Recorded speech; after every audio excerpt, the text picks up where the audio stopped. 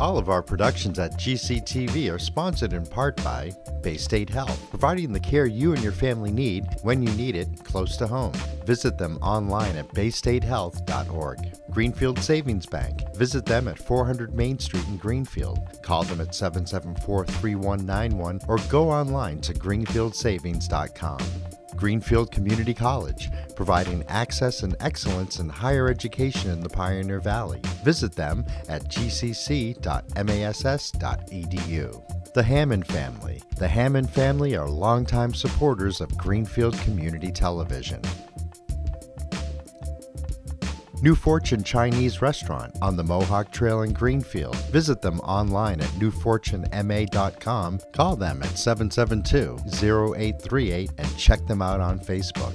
Real Cleaning Services, cleaning Hampshire and Franklin County since 1972. We don't cut corners, we clean them. Check them out online at realclean.com. Call them at 413-422-1143. People's United Bank, located at 45 Federal Street in Greenfield. You can call them at 774-3713 or visit them online at peoples.com. The Solar Store of Greenfield, replacing fossil fuels and nuclear power one home at a time. Visit them at 23 Fisk Ave. Call them at 413-772-3122 or visit them online at solarstoreofgreenfield.com. Thank you to our sponsors for supporting all of GCTV's productions. Hi everyone, welcome. We are here today for the Greenfield Public Schools School Committee meeting.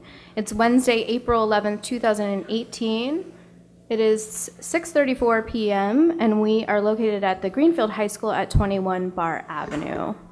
It's the vision of the Greenfield Public Schools to ensure that every student has access to an academically rigorous, enriching, and well-rounded education that affords them opportunities to be well-connected scholars and contributing members of the broader society in which we live. Thanks everyone for coming. Are there any members of the audience that are recording this meeting? Okay, seeing none. We are being recorded and broadcast live, I believe, by the GCTV studios. Can we please have a roll call? Committee Member Ekstrom. Here. Committee Member Hollins. Here. Mayor Martin. Here. Committee Member Alexander is absent. Committee Member Ward. Here. Chair Nunez. Here. And myself as here. We have quorum. Okay. Are there any corrections or changes proposed for the 3/12 or 3/14 draft minutes?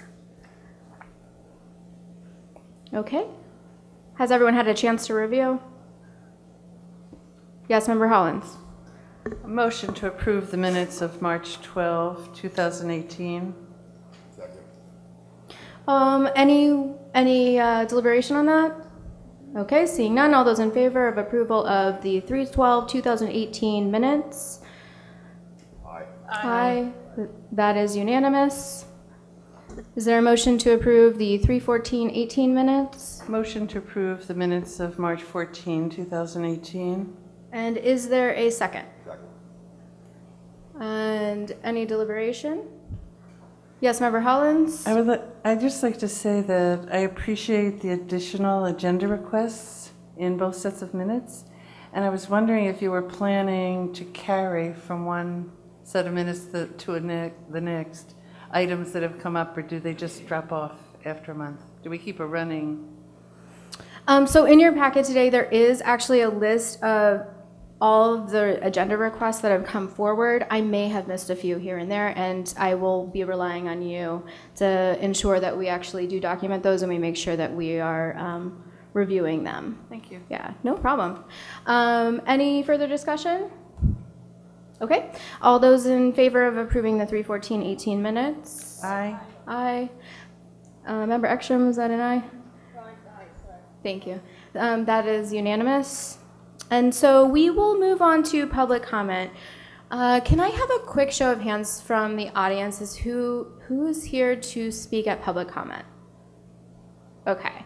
And Susan is showing 8 people. Are there any folks that are not from Greenfield? Okay, great.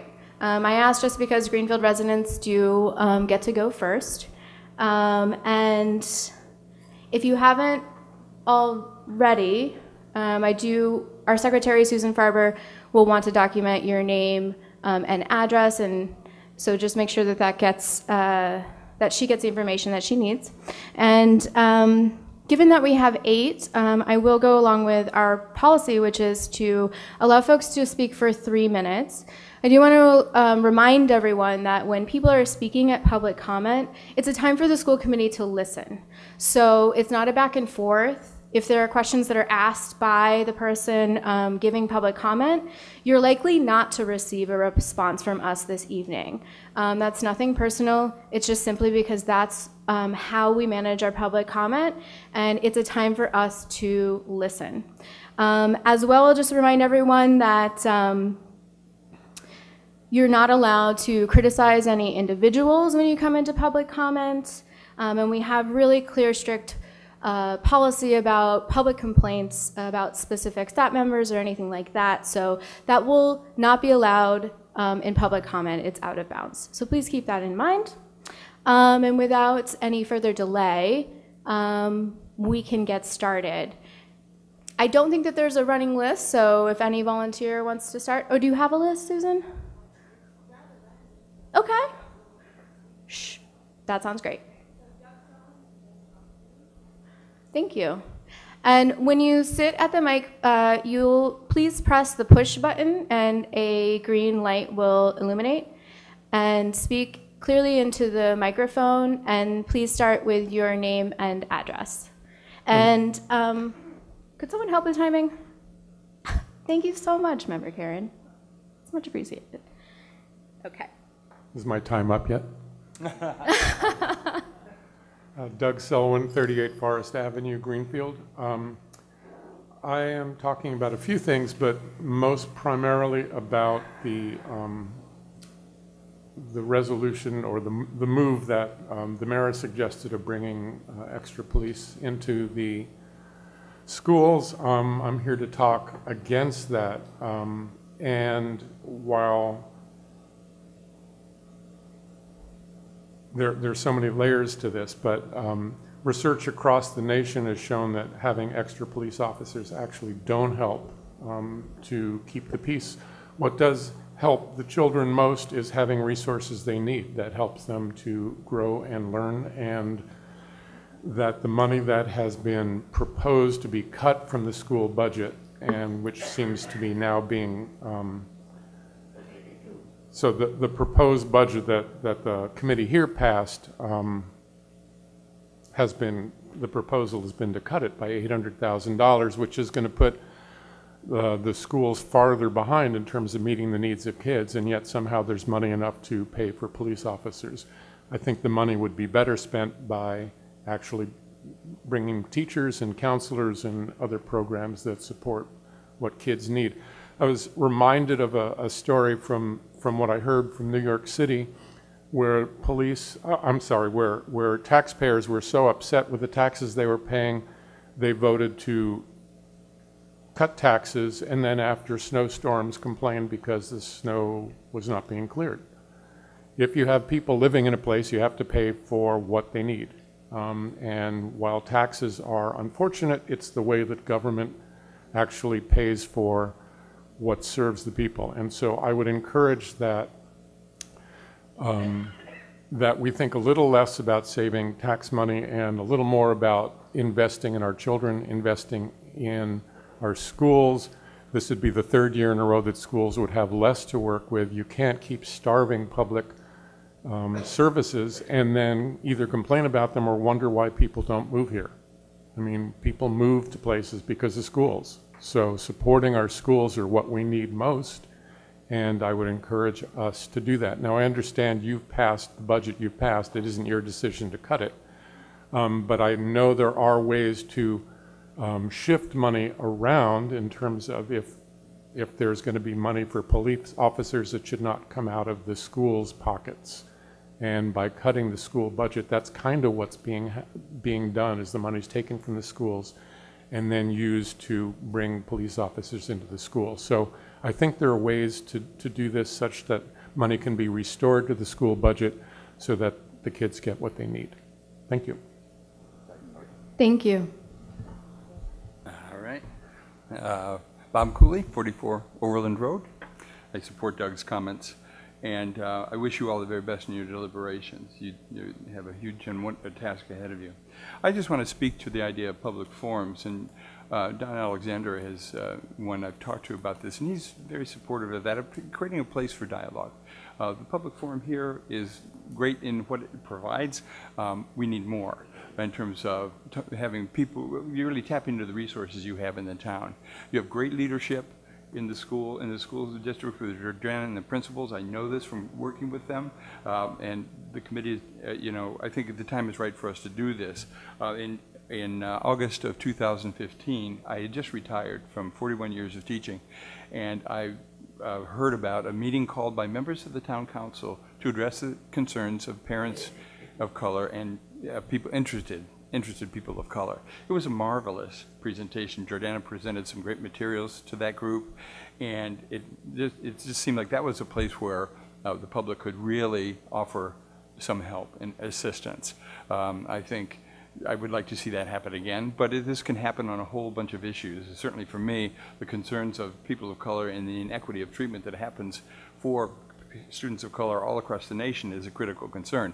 I also think this is a place for us to kick off civics education, which I know everybody's supportive of, and I hope that we can have public forums to talk about what's the right approach to look at civics for elementary school, middle school, and high school, because there can be a curriculum, and there have been all over the country curricula for those groups of people.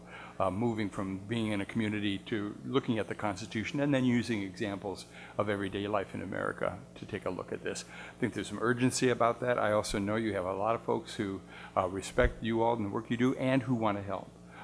And so I encourage you, let's get some public forums going in some fashion and tap into the collaboration that we can get into. Okay? That's it. Thanks. Thank you.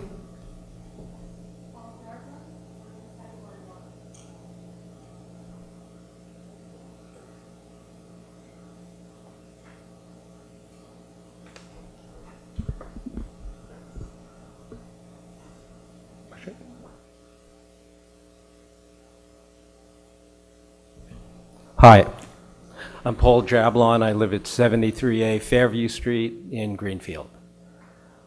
Some of these things I'm going to say I know are apparent to the people on the school committee, but since this is a public forum, I wanted to say some of them. For the past 2 years, the mayor has made major cuts in the school budget that was recommended to him by the school committee, elected by the residents of Greenfield. This year's budget was in no fashion frivolous or thrown together, but rather a bare-bones budget that the school committee and their budget subcommittee and the superintendent worked on almost daily for the last 2 months. I know I was there for some of those budget subcommittee meetings where grudgingly they cut back services they knew our students need, but they had to create a realistic budget that would be affordable by the citizens in our city. Virtually every area was funded below what was really desired and needed for the best education of our children. The mayor knows this. He was there for some of those meetings. And yet the mayor has sent a citywide budget to the city council that cuts over 5% from the recommended bare bones budget school budget, making it less productive than last year's budget. In the same citywide budget, there is over a 6% increase in funding for public safety, which includes 2 new resource police officers for the schools. This is simply a knee-jerk reaction to the latest Florida school shootings. Unfortunately, this is not the best use of our tax dollars to keep our students safe. The body of research on the effectiveness of school resource officers does not demonstrate their presence has deterred mass shootings, no less diminished general violence in schools. However, this same research demonstrates that having more officers in school increases the amount of in-school arrests for matters that should be handled in other ways. Students become criminalized for adolescent misbehavior, with these experiences having lasting consequences for these children. In addition, this disproportionately affects children of color. There is simply no evidence that more police officers in schools make schools safer. I will be happy to reference these studies if people wish to read them. Yet there is evidence that well-run conflict resolution and peaceful schools program run by well-trained counselors and teachers reduces violence in the school and limits the number of bullying incidents and disenfranchised adolescents. Consider the Columbine shooting perpetrators who were bullied and returned with a gun to seek revenge.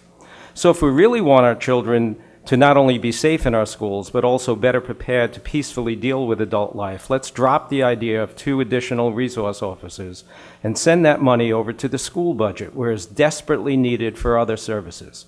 The 1 school resource officer we currently have is sufficient for our schools. Let's also return the additional cuts to the school budget, a budget that has systematically been cut back over the years, and invest in our children, the future of Greenfield. Thank you.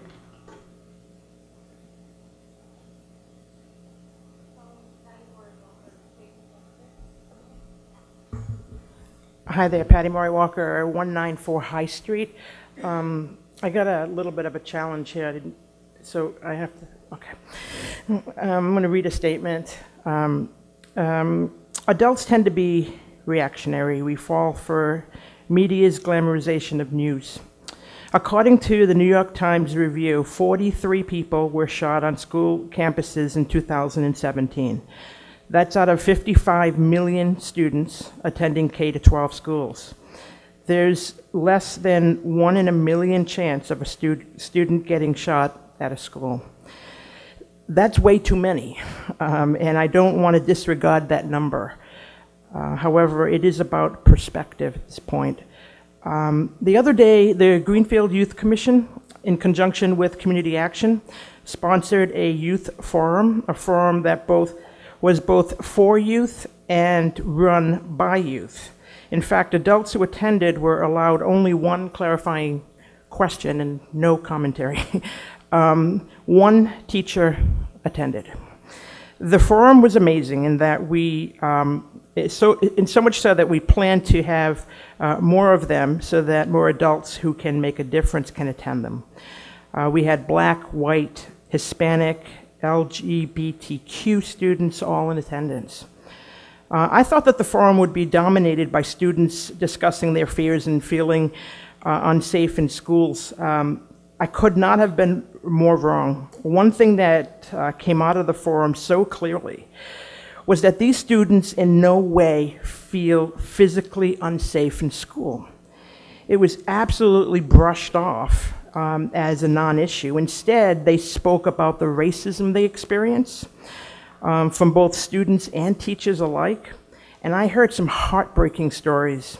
They spoke about the difficulty of fitting in. They sadly admitted that they had no adult in their life that they could really talk to and feel that their confidentiality would be respected.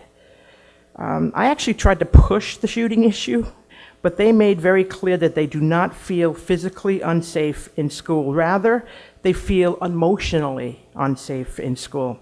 One student said that they fear more for the student who doesn't fit in, is isolated, is getting more and more depressed, and not getting the counseling that they need.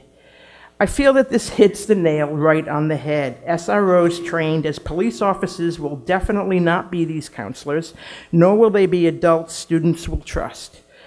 If the town has $200K to spend on SROs who will carry less than lethal equipment, that should be explained, by the way, it should be spent on prevention, not the reaction to school violence. And some examples were already discussed.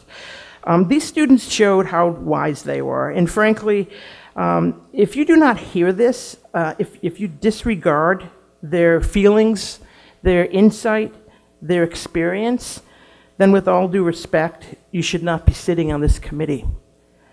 If you could just bear with me. One place some youth said that they did feel safe was on their sports teams. And although sports are not the answer, certainly for all youth, in fact, the Youth Commission is looking to reach out to students who don't have an outlet like that, to provide them with support. However, they did say that it was the one place that they did feel safe. For them, some of them said it was a lifesaver. It certainly was for me when I was growing up. I went to most of my son's soccer and tennis matches when he was in school. And although he graduated a few years ago, I continue to go to games. It was a hard winter. And Hey, a Patty. saving grace, I asked for Okay. it to start. And two lines. Wrap it up. And a saving grace for me was going to watch our girls' basketball team. I actually kind of became a groupie. I admit I got a little bit carried away at some of these games, but they were just so fun to watch. Making the tournament for the first time ever, playing in front of such large crowds, it was just great. I just wanted to give a shout out to them. While I hope that they felt supported by me, I would love for them to somehow know that they in Thanks, fact Patty. supported me. And I look forward to the spring sessions. And Thank you, I Patty. did ask for, Can you- an accommodation, right? Can But you, thank you can also email that to us. It'd be great. Thank you very much.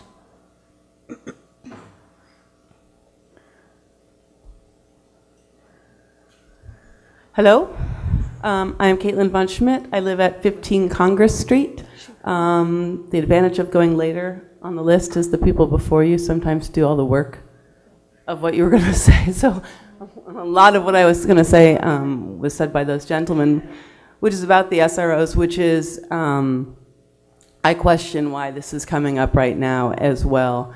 I do think also it's a knee-jerk reaction to a horrible event. There is no denying it. But also the statistics that were previously mentioned show that, in fact, kids are still probably safer in school than pretty much any place else. And that, in fact, there really isn't any data to show that these school resource officers are making a difference. The amount of money that it's taking away from what could be going towards prevention in terms of counseling, in terms of other kind of support in the school, it doesn't make sense to me. And also, I'm interested to hear if any outreach has been made to parents whose kids are going to be in these schools with police officers, despite the fact that we call them something else, they are police officers. I think Chief Haigh knows that I have a lot of respect for the Greenfield Police Department, but I think that there's a place where they have a lot of work to do, and I think there are places where it's not appropriate for them to be. And as a parent, I don't want a police officer in my kid's school. He goes to GMS. I don't think he'll feel safer. I don't think he'll be safer. And so I definitely would like to see some of the thought processes behind this before it kind of seems to be taking a leap forward into something that I don't know if the school committee, and I have a question, but I know it can't be answered now necessarily, but I've been following this in the paper, and there seems to be some confusion about the school committee's place in this decision, who has final say, how these things will happen, and I would very much like to see that clarified. I think a lot of parents would like to see that clarified. So now I'm going away, and now I'm Benjamin Miner from Chapman Street. I think 380, but I'm not sure of his number. But this is a friend of mine, and he asked that I read a letter of his into the record. He did email it to all of you today as well. Dear school committee members, I regret that I will be unable to attend tonight's meeting. I hope that this letter can carry the same weight as my in-person public comments might have. I am not a parent, and so have typically deferred to my parental friends when it comes to issues regarding our schools. However, the students leading the March for Our Lives movement have truly lit a fire in me surrounding gun control issues. While I do not have children of my own, I have never felt too distant from my 17-year-old self, and when I see the young people today with all their pain and fury, I see a reflection of my own circle of friends from those years. The vital difference being, when I attended high school, the awful term school shooting had not yet been coined, as I graduated several years before the murders at Columbine were committed. I'm writing to you today in part to honor the March for Our Lives students, as I hope to have earned their respect. If I ever meet any of them, I want to be able to tell them that I tried to do something to speak up when I had the opportunity. What is most striking to me about today's students is their moral clarity and their moral outrage at the impotence of the adults to take sensible action.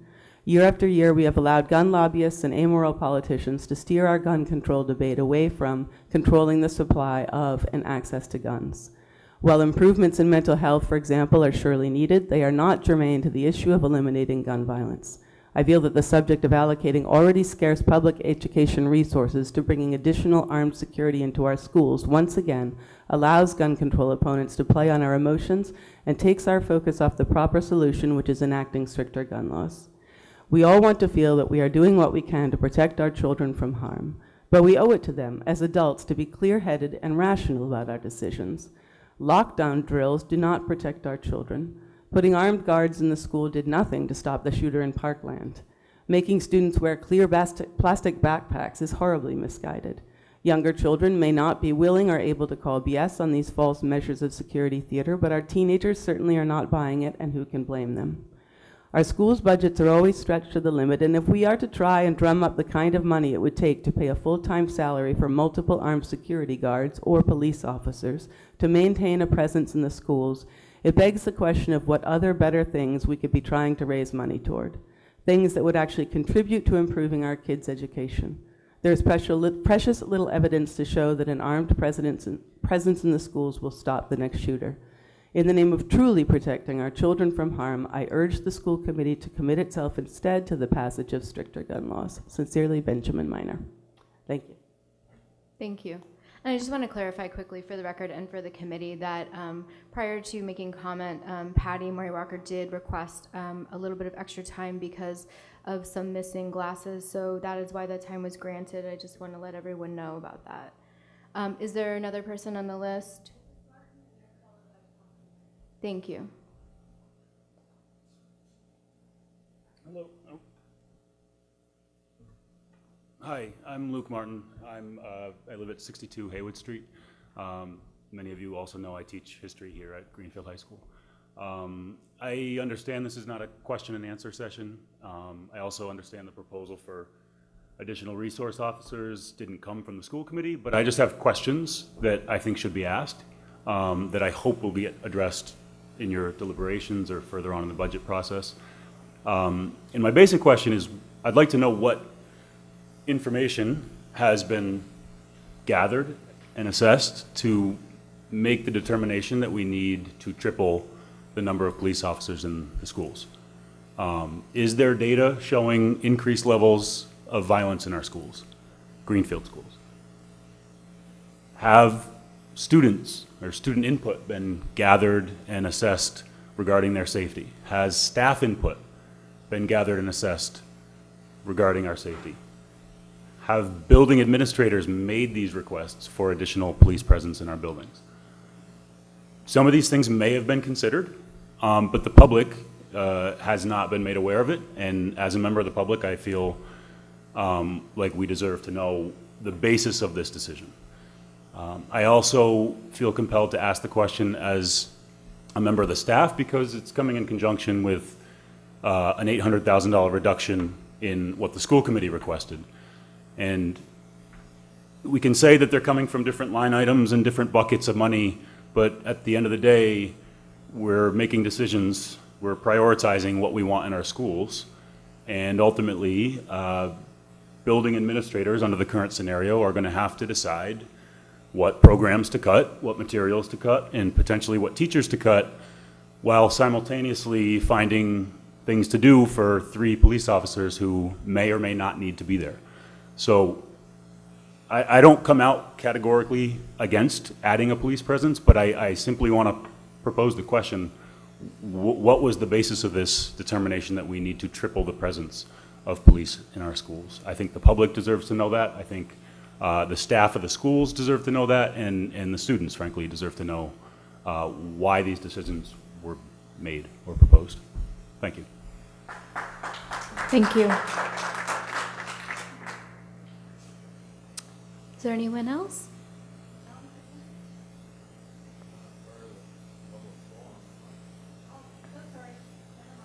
Okay. Okay. Okay. Are there any folks in the audience that would like to speak at public comment? Okay. Seeing none, we will close public comment and thank you to each of you for coming. The school committee did also receive a handful of emails about this issue, including the ones that Ms. von Schmidt mentioned. And let's move on to our reports. We'll start with our student representatives.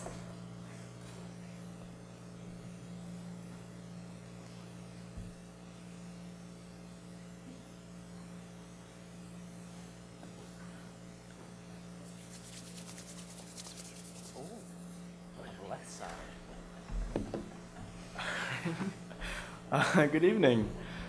To kick off the report, we'd like to talk about the Spain and France trip, the trip to Spain and France that en la mañana, sí, that the Spanish and French classes here at the school are going to be, some people from those classes are going to be partaking in tomorrow. It kicks off at 8:30, and that's like the entire break. It's pretty crazy, pretty wild. So that's really exciting, and everyone that I've talked to is pumped, the teachers as well, and that's just a very exciting thing. Yesterday, Key Club held the annual badminton tournament where prizes are awarded for best costume, most canned foods brought in, first place, and last place. And honestly, I think the last place competition was the toughest because I came second to last and a 13-15 accidentally won. It's really hard to lose in badminton. You have no idea. And I lost out on the gift card. And I will say I'm kind of sad about that, but we raised a lot of food. It was fun. There was some really competitive people going for last place, and they beat me out. The Student Council has been running a program that I think that most of you, if not all of you, are familiar with, the Shadowing Town Counselors program. It was initiated about, I don't know, a few weeks ago. I'm not very good with dates. But that was initiated recently. Dylan and I are both part of it, and we've both been to a couple of meetings, and it's just all very exciting, and all of the counselors are so excited to meet us. Vern's son is mine, and he's very get go and all that, and I think you want to talk about Ashley. I just wanted to shout out Ashley. She's an amazing person. It's been great. I've attended a lot of her things like Greening Greenfield and the Ways and Mean budgets, where I went to the wrong building the first time, but I now know where they are, so I can attend them on time. And I think I'm next with spring sports. Have started. I know the outdoor track team has our first home meet on Friday, so if you want to watch me run in a circle for 12 minutes, please feel free to come. I'm only in the last event, so I'll be doing homework otherwise. And there's also baseball, softball. I'm excited to see what the softball girls do. What else is there? Oh, there's also tennis. I know the people who are in tennis love it, and they're like a little tight-knit family, and they always have fun together. The Environmental Science Club here at the school has started quite a few projects, and one of their very major ones that we see every day at lunch is when the kids, they sit by the compost and trash bins, and they highly encourage and even go so far as to take your tray and help you out with figuring out where the compost goes, what is compost, where the trash goes, just so that we can reduce waste. There's this whole program put into place, I think it was last year. Yikes, I'm getting old. Yeah, last year. And all of that is really great. You can actually see we have a lot of posters made by them behind Chair Ekstrom and Mayor Martin. And all of that is just so great and exciting. And they all seem very get-go and excited and enthusiastic, and it's just a very good thing that our school is doing. The high school's drama club is performing the Tuesday after vacation, not sure exactly what time. A couple of read-through open, it's kind of like we'll have the scripts there, and it's more about the message rather than us memorizing the lines about climate change. We decided on a title after an hour of arguing, and I honestly can't remember what it is. But It's going to be really fun. It's been a really fun process. You're laughing, so at least that's good. And I'm just excited because my good friend Eden and I just get to bicker and argue on stage. So it's basically nothing different than our normal lives. And we'll be educating about climate change. Really briefly, I probably shouldn't take time to do this, but not Chair Ekstrom, Member Ekstrom, my bad. Chair Nunez, okay. Our Future Business Leaders of America Club here at the school, they went on a trip to present a bunch of stuff on various topics, and 5 of them got awards, and that was like way exciting. All of them are actually pretty well-known kids at the school. So I'm just going to quickly list those off. Kevin Gifford got 3rd place in his insurance presentation and 4th place in business organization, I think it was. Nathan Provost had a speech, I think it was on a topic of your choosing, and it was out of like over 200 kids, and he got 4th place, like total, in Massachusetts. Jenna Silk, there was like, I think mock interviews for jobs, right? And she got 4th place in that as well, a lot of 4th places. And Amy O'Sullivan got 4th place in the law presentation, talking about law and business and all that. And all of that was just really exciting and great. And surprise, taking on a less serious note, I don't know what happened, but I'm really glad there's strawberry milk at lunch now, and I am a big fan. So, thought we should put that in, that the GHS community is really into the strawberry milk, and I am sad when it's not there.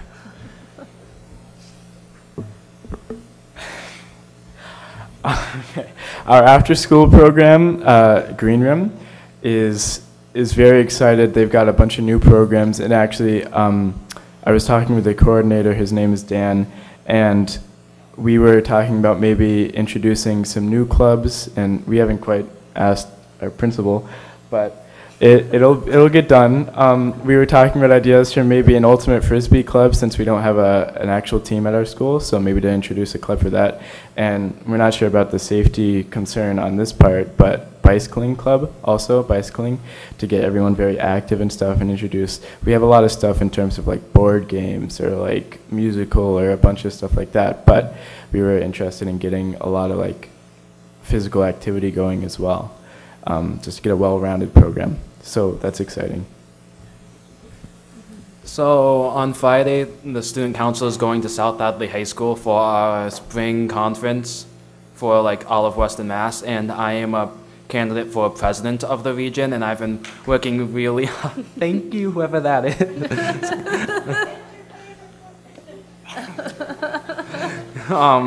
So I've been working really hard on that campaign. I was here early by mistake, so I was walking up and down the hall. I now have my speech memorized. Now I will still have the script in front of me, but I will be able to do a lot better with eye contact. I spent so many hours refining my speech. I would like to give a shout out to Miss Norgren, who has been with me the entire way and has helped me a lot, and Miss Diatley, who has helped me a lot with my poster, because it's taken a lot of supplies. And I've put so much hard work and effort into this, and I know that it's going to pay off, and win or lose, I've already won because I've impacted the lives of people for the better, and that's all I can really ask for.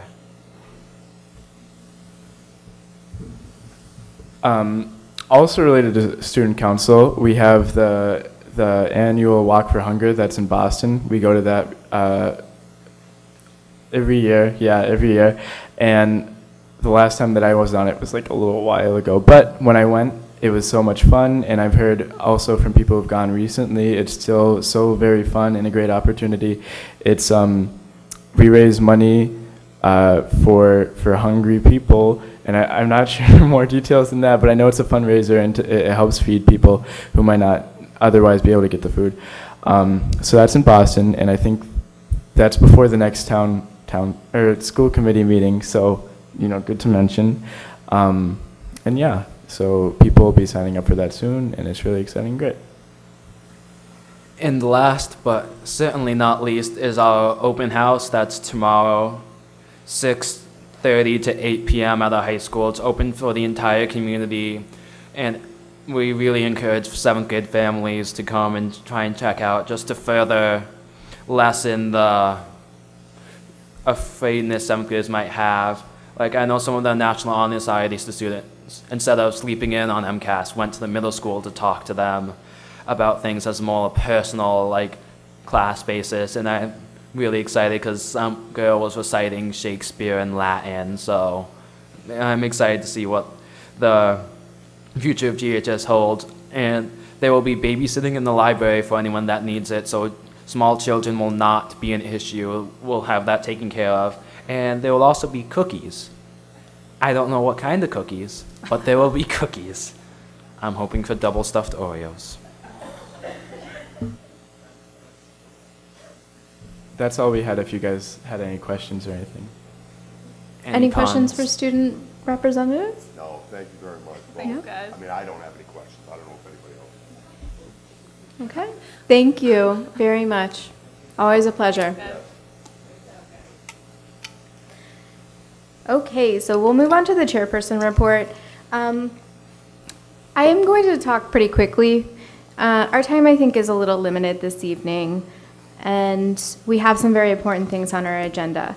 So I would really like to stay on track with that. And you will see that there are a couple of things in your packet, including an agenda that has some suggested times for our items, although I might have lost it. Where'd it go? Remember all yours? Great. So I am hoping that everyone here can help to keep us all on track. Awesome. Thank you, Cam. And as I noted in my top paragraph, I do think that if we need more time to deliberate on any topics today, we should consider tabling and moving to subcommittee. I definitely don't want to limit our conversation on anything, but I do want to keep us on track. So in your packet, there are subcommittee minutes. I want to quickly state, clarify a little bit about our legislative representative. We received an email inquiry, partial application for the legislative representative position, and it caused a little bit of confusion amongst committee members. I just want to clarify with the group and let you all know that that particular issue is currently still in subcommittee. The school committee hasn't voted on it and voted on how to move forward with it. And so as it is right now, that's where it is. If you'd like to refer back to subcommittee minutes from the policy subcommittee 2 meetings ago, there's a little bit more detailed information about the conversation that was had at that time. As of yet, though, that has not moved forward. And you'll recall from 2 full committee meetings ago that it was actually tabled indefinitely. Member Hollins brought it up as a question in terms of tabling indefinitely, but it was also referred directly to subcommittee in the same conversation. So I just want to clarify that for committee members, that there wasn't any solicitation of applicants and there weren't any interviews or anything that happened behind the scenes. And any information on that is yet to come to the full committee. Are there any questions on that before we move on? Okay. Seeing none, I also want to touch on the stakeholder letter. Member Alexander was drafting a stakeholder letter that was one of the items that the school committee voted in governance goals. He has generated one first draft, and he said that he sent it out to everyone digitally. If you have input on that, please provide some input to Member Alexander. We will see that surface again at a future date. As well, in your packet, there may be 2 copies of this ordinance. This was a request by Mayor Martin to call some attention to an ordinance that has been brought forward by Councilor Mayo. There are actually 2 copies of this. One of them is an updated copy. I just emailed you all today with an amendment to it, and then there's an older copy. This is for your information. Just so that you know that this is a conversation that's being had at the council level.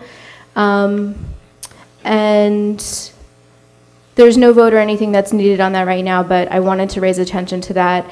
This is expected to go to full council probably in May.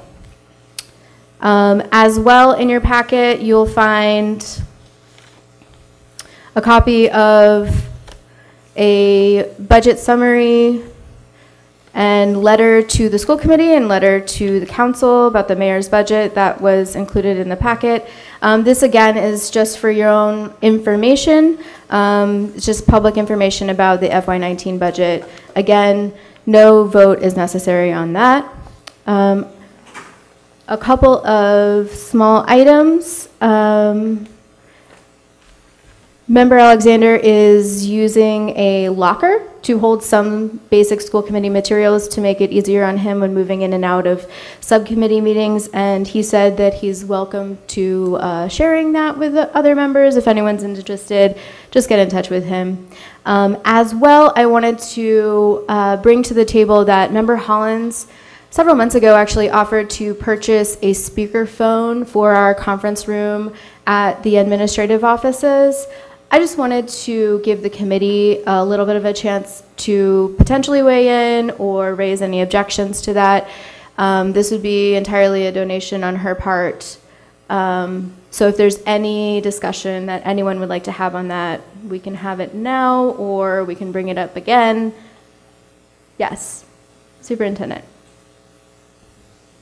I'd just like to say if there's any, thank you for that. I wasn't aware of that, but we could certainly first identify phones that are available in district so no one has to go to any personal cost if that's a request of the committee. Okay, great. So I can follow and follow up with Member Hollins about it. Yeah, I was just going to say I would be glad to get a phone if there's one needed.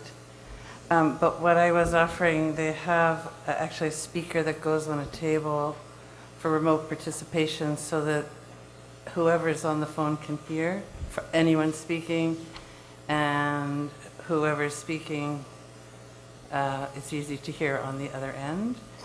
And I'm glad to get whatever's needed. That's all. Great. Thank you, Member Hollins. And then let's see. Just a quick reminder to everyone to try to get your minutes in a timely fashion. And remember that really our minutes hold the bulk of the information. We can read those minutes, and then our subcommittee reports can be a little bit shorter if we want them to. I'm bringing this up as an attempt to help to keep us focused on having more efficient meetings. That was also one of our governance goals. So just keep that in mind. So in your packet, you'll see a paper that has like this that says Day on the Hill. Again, I'm just raising awareness that the MASC sponsors annually a Day on the Hill. And this is information about that particular day. It's coming up. It's Wednesday, April 25th. It does cost a little bit of money. I believe it's about $50. If you want to attend, they will feed you, but it is a collective effort for everyone to come together in support of more funding for education. And there's a few other details in there. Yes, Superintendent. I know we don't have a follow a school committee program, but it does note that students are encouraged to come and there's no charge for students. So if there's interested in that, I don't believe students have attended the Day on the Hill in the past. So if there are committee members that are interested in going, perhaps that's something we could also discuss. Thank you. That is correct. And let's see.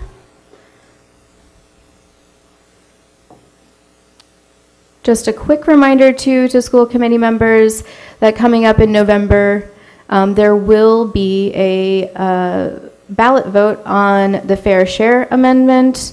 I'm just calling attention to this. I didn't bring any materials for you this evening, but this is potentially an opportunity to raise additional money for education and also, I believe, transportation. So please keep that in mind. As well,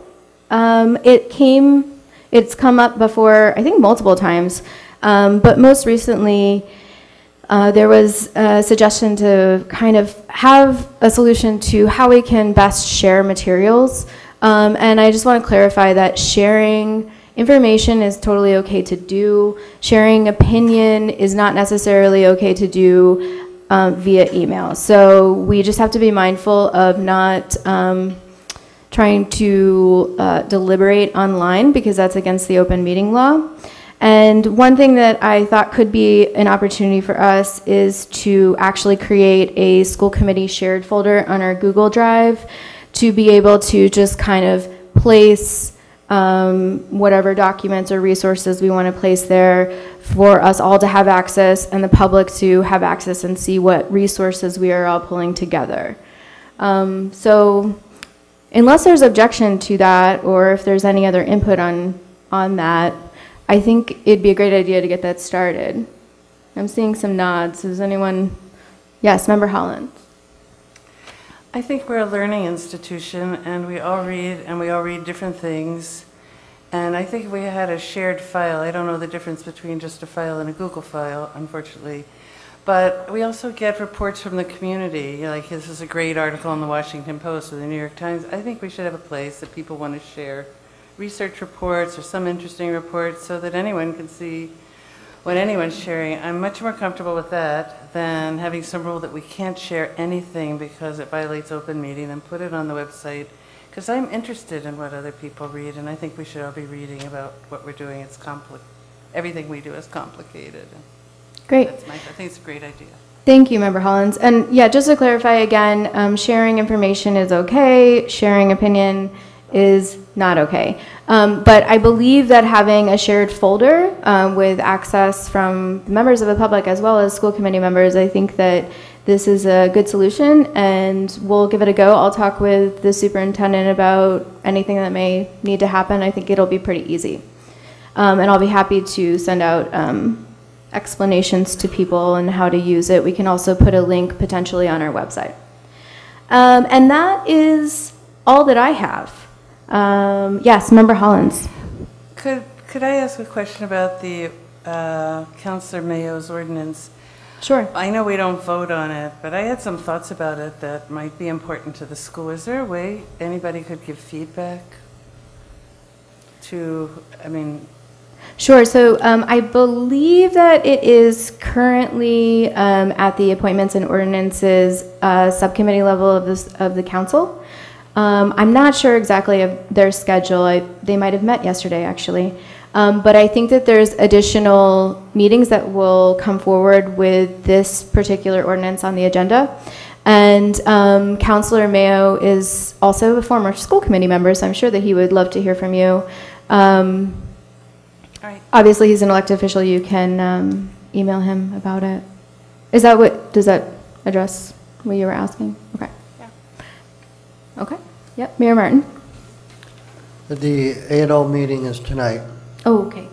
But we've submitted some information and requesting that this particular ordinance go out for more information, more public comment. And I guess, Adrian, you've already spoken to him, so he exempted the school committee? Well, I touched base with him, and I said that the school committee was definitely interested in this particular ordinance because it could have some big impact on our budget, and I requested that he send me a copy of the ordinance, so he did send that copy of the ordinance. I did not request that he make any changes to the ordinance, so I was surprised to see the update today. So the same impact for the school committee would be for a number of other departments. And he did amend the proposed ordinance and exempted the school department. The reason I thought it was important to give feedback is we use, I'm going to guess, dozens of people in private practice for some specialized reason. You need a psychiatrist who specializes in something or other for a certain child. And there's no definition of privatize or city services, so it doesn't separate out, a whole division. You're going to privatize all your waste collection, which involves 20 employees, versus getting somebody for 2 hours who's going to come in from private practice. And this is just going to be a problem unless they clarify what are they talking about when they say any city service. And I think it should say under town council control if it's a town. Schools are just so complicated. I don't think people should. Okay, thank you, Member Hollins. And we'll move right on to the superintendent report. Thank you. So on this list, there are a few updates which I'll touch on. The first are some current key positions that are posted and open, and those are the business manager position, which we have held another round of interviews just yesterday.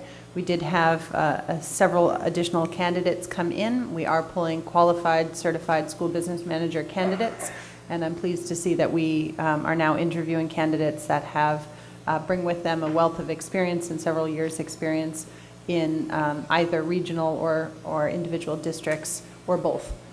So that's pleasant progress, and I hope to be able to bring further updates and be working on scheduling interviews to the school committee soon as we move through that process. We do have additional curriculum coordinator interviews scheduled next week. Both are currently positions that are posted, and if individuals watching, listening, know of folks that would be excellent, are smart, talented, and want to bring their skills to Greenfield, please encourage them to get on the website and apply. The next is shared services. We've been having a lot of conversations about how to be efficient in the delivery of services, how to combine where appropriate, and how to do great things for our students in an economical way.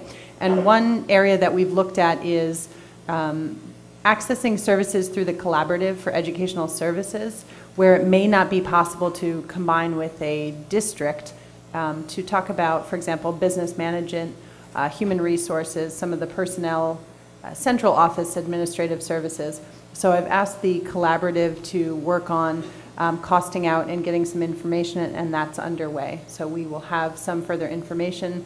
The school committee has designated some line items in the budget for attending to these kind of administrative needs, and this might be a good way to do it without this person needing town benefits and so forth. We've talked a lot about school safety, and one of the identified needs is the adequate PA systems for our schools, and we are getting updated quotes and pricing for wired PA systems for all of our schools that need it. We do have an appropriation for this, but it needed to be updated with current technology. It's a recommendation of the Chief of Police, the Fire Chief, myself, the business manager, the technology director, to have wired systems. That's the right way to go. And so we hope to be bringing those forward both to the committee informationally and to the mayor to place before the council. Many of the updates that I was going to provide you tonight were provided perhaps more hilariously by our student reps. I think these two need a YouTube channel or something. We're going to start doing outtakes from school committee meetings and airing them. They will get far more views, no offense, than the rest of our meetings, I think. A few notes that were not covered include MCAS. We have been going through MCAS for some of our students have begun this past week. Others are scheduled for right after the break. So I ask parents to please be in close contact with your child's school. It's very important that your child attend and participate and that they be well rested. It's important every day, but it is especially important during MCAS testing that they have their best opportunity to highlight what they have learned. It's only fair to them. A few other notes that are included in the parent newsletters in your packet, I'd just like to highlight for the community. There's so many wonderful events at our schools, and I won't go through all of them, just a sampling. Our spring flower sale at Federal Street School is coming up. This is such a lovely event. Federal Street does this every year. If you haven't participated, if you haven't seen what they do, it's lovely. Please enjoy. At Newton School, tomorrow night, Thursday evening, and Friday morning, they have a celebration of the arts. Again, an annual event, absolutely terrific. Even if you don't have a child at Newton, take a look. Newton School is also hosting the Tanglewood Marionettes at the end of this month on April 27th with funding from the Cultural Council. The Discovery School at Four Corners recently hosted this past Friday a celebration of flight, well attended and well covered by local media, and will be soon installing a permanent exhibit art hybrid project outside. They also have an outdoor cleanup event coming soon, so you can bring your rakes and your shovels and go participate in that. There are several PTO fundraisers. Parents, we know everyone is so busy, and we appreciate those of you that are taking time to be involved and support our schools. And whether you do that through attending PTO meetings or being a part of these fundraisers, thank you. Both the middle school and the MSA program are having a curriculum night tonight, offering some information to incoming parents about what those programs are and what they have to offer. So that's ongoing, and we have a good number of parents taking advantage of that. And we are in this ongoing review of safety, and I did want to let the committee know that we have been participating in refresher training on a number of routine trainings that we've done before, but we've deepened our training, and we participated this past week with the state police in a important kind of training around reunification training. And this is, at this point, being done with the principals, the central office administrators, and in the coming month or so with all of the teachers at all of the schools. And this is advanced planning and preparation in the event that we needed to relocate students and then move them to another site so that parents could then safely reunify with them. So this is an advanced level of training around how we would communicate to the public and what we would need to do internally. So we've done some excellent training already, and then the parents can expect that in the coming months we'll be communicating with them more about that. And I think that's all. Oh, there is one other thing, which is, I'll pass this out.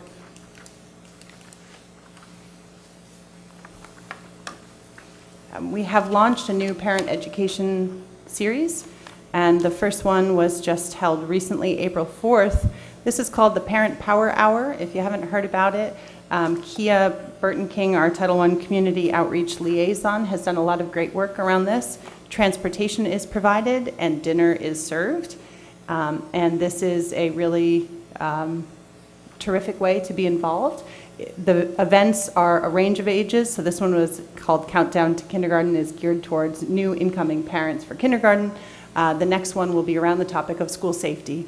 So they're all different ages and interests, and it's based on input from our PTOs and our school councils. So we hope to have a series this spring and then continue in the fall with feedback. So always on our website. We hope you'll come out. Thank you. Are there any questions for the superintendent? Okay. Seeing none, we will move on to the subcommittee reports. Member Karen, would you like to start? Sure. I will start with the policy subcommittee report. I'm filling in for our chair, Don Alexander, tonight. We had a really productive meeting this week. You'll see in here we have, or a couple weeks ago now, some stuff for first reading, some policies to go over. We met on the 26th of March. We actually were able to hear from Chief Haigh as well as Chief Strahan and Jordana Harper about our public school safety, which was really wonderful. Just kind of kept us in the loop to be ready to move when action was needed. That way we're ready. The other thing, Don wanted to make sure that I thanked everybody for coming, so thank you for coming and making sure that we're up to date. We discussed a few different policies and made some first readings, which we'll go over later. We did also, Don also presented us with a first draft of duties and descriptions, which we had discussed at our previous meeting for the prospective legislative representative. We did not really give it a chance to get in-depth conversation about it. We were very busy with the other stuff, but it will be a topic going forward so that we can come back sometime in the near future with a proposal for the rest of the committee. So that was that one. And then the Health, Safety, and Facilities Subcommittee met on the 3rd. We had a really full public comment. It was a really wonderful meeting to hear from so many of our community members. We discussed in length the parking situation at specifically Four Corners School, and that was then followed up by a meeting today with a few of us to discuss it with the town engineer. It was a really wonderful conversation. We got a lot of thoughts going and ideas flowing. And so I just really want to make sure our community members know that we're listening and we're ready to work on it, and it's a plan.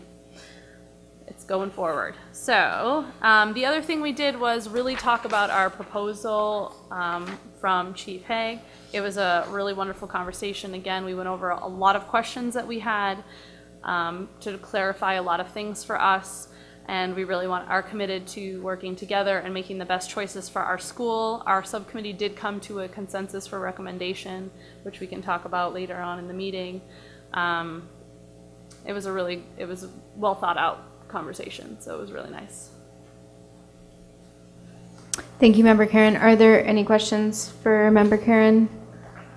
And I do want to just note that there was a long list of questions that came out of that subcommittee meeting, and I believe that they were forwarded on to Chief Haigh in advance of this meeting, just so he could have an idea of some of the questions that we may have related to the school resource officer proposal.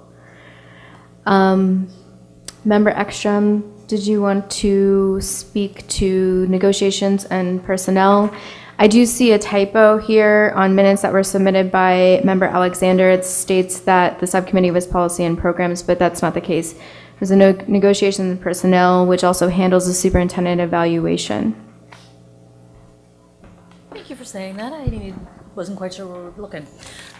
So we all met, or as you can see, Member Karen, myself, Member Ward, Jordana, Member Nunez, Member Alexander, and the MASC field director met to discuss how to conduct a superintendent evaluation, or what a standard superintendent evaluation would look like from the MASC's viewpoint. And what we took away from it is that we have a lot of work to do in the future on how we conduct our evaluation, but we also talked about a timeline and hopefully working towards a better timeline for next year's evaluation, but also how to conduct this year's evaluation. And we walked through and set out some dates, and what we had discussed was that, just look at this again, that Superintendent Harper would submit her materials for review to us by May 18th, and there would be time for all committee members to review her materials, and then get together and vote on them, or not get together, but vote on them independently. All those materials will then be forwarded to myself, and I will compile those responses, and then we will review those together as a subcommittee, or as a full committee. I think that was about it for all of that. Would you like me to discuss the collaborative as well? Or does anyone have any questions? I do believe, so I believe that the committee was bringing forward a recommendation to modify the timeline for the superintendent evaluation, and this is different than what our contractual obligation is to Superintendent Harper. So it essentially is postponing the evaluation by about a month, and I think that we should be pretty formal about accepting this. Superintendent Harper has indicated that she would be okay with the delay, and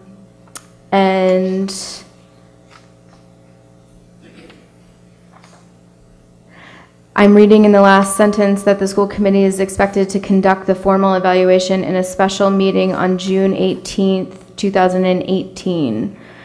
So that would be the actual date of the proposed date for the formal evaluation, the final public evaluation.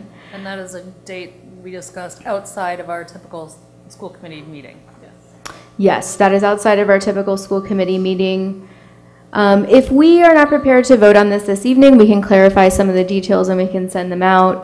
But I think that we should entertain a motion to accept the proposed timeline for modification for the superintendent evaluation for 2018. Sure. It looks like this.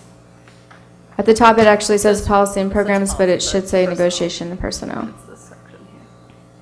The bottom it says goals and committee recommendations. Yes, Member Hollins. I have a question.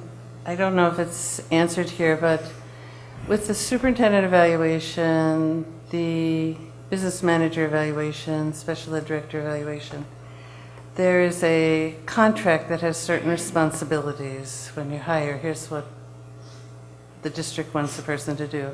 There are laws that say what the person has to do, whether it's in our contract or not. And then there are individual goals that might be agreed upon between the school committee, like this year we're going to work on painting the schools, whatever. So there's individual goals, there's obligations in the contract, there's obligations in the law. Eventually, there's a contract renewal process. And my question is, how do you integrate those three items? Do you know? Because they're three different sets of responsibilities. They may not all be goals. That's my question for those positions where there's an individual contract. There's laws about what the person has to do and how. And then there's also specific annual goals. How do you integrate it around making contract decisions? Because it can't just be one of the three in my mind. That's my question. Okay, that feels a bit like an open-ended question. There's not an easy answer other than I think that it's our job as a team to come together and ensure that we're focusing on the priorities for the district, and that those priorities should be informing the goals that we set for our superintendent. You noted the Director of Pupil Services. That is not an evaluation that we actually oversee. And with this particular cycle, we have essentially delayed our vote on the superintendent goals considerably, so we are behind schedule. And what we are doing this year is looking for a bridge between our own delay and also fulfilling our obligation not only to the superintendent as an individual employee of our district, but also to the state, which indicates that we must evaluate our superintendent. And there is, part of this was a training about how we can do so effectively. And unfortunately, I'm not prepared to speak to all of the details on this particular training. Member Ekstrom is also learning about the cycle, and yeah, so that's the best answer I can give you right now, Member Hollins. But what we're faced with is essentially that we need to evaluate the superintendent based on the goals that have been put forward by the school committee that we voted in a couple months ago. And contractually, we were to evaluate the superintendent, I believe, on or before May 1st. And given the accelerated timeline, there was a consensus at the subcommittee level to give a little extra time. And this is also to ensure that all of our committee members have the opportunity to weigh in and have an opportunity to review the process for evaluation. So again, I do believe that the best thing for the committee at this time, in order to stay on course, is to entertain a motion to support the modified superintendent evaluation timeline that would end in a special committee meeting for the formal evaluation of the superintendent on June 18th of 2018. Thank you, Member Ward. Is there a second? Second. I'm hearing Member Karen second. Is there any further deliberation on this? Yes, Member Martin. Mayor Martin. Yes. Madam Chair, I don't believe these dates are in compliance with DESI regulations or with the superintendent employee's contract. And so we would need, on the legal side, we should probably have a written document from the superintendent to allow this waiver and change of the dates. And on the DESI side, I'm not sure. The superintendent may speak to this, of course. She has indicated verbally that she would agree to this amended timeline. And if the committee wants to have something written up, we can. Superintendent Harper.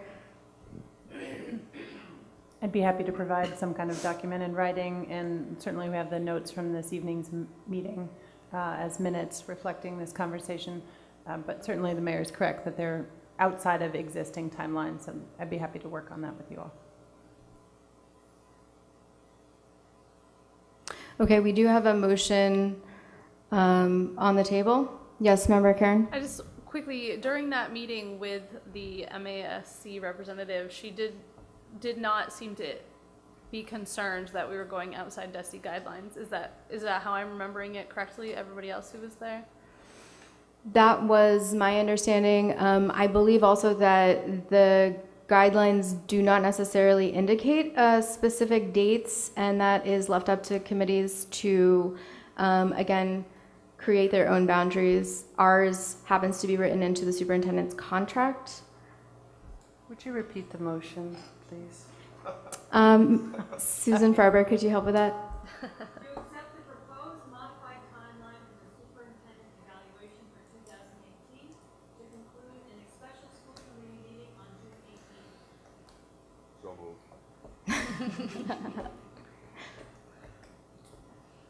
Did you say the proposed superintendent timeline?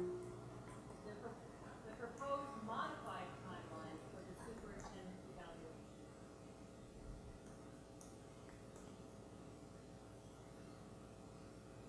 Okay. We're just thinking about what the mayor said. Should the motion include pending, written support by the superintendent for the timeline? Okay, so I'm hearing an amendment to the motion to include a written statement by the superintendent and legal review. Pending a written statement by the superintendent accepting the timeline and legal review. Okay? Okay. So that is the modified motion. Susan Farber, did you capture that? Okay. So is everyone clear on what we're voting on? Okay. All those in favor? Aye. Aye. Okay, that is unanimous. Thank you. And I believe that the budget subcommittee did not meet since our last full committee meeting. Is that correct, Member Ward? Okay.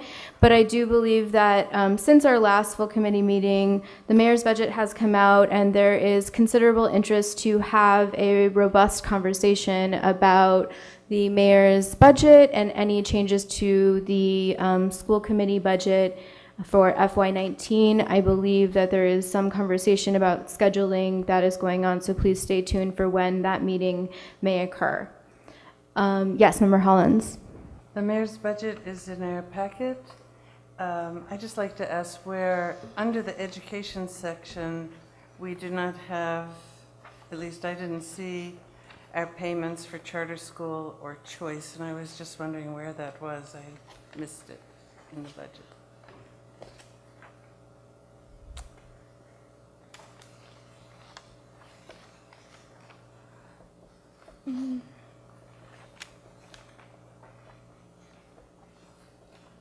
Education is on page without a page number. It looks at the back of page 3, I think. It just says Greenfield Schools, Franklin Tech, Smith Vocational in total, and I kept hunting for where the payments are to charter, so I was just curious. Mayor Martin. That particular information is on the recap, and you may not have that.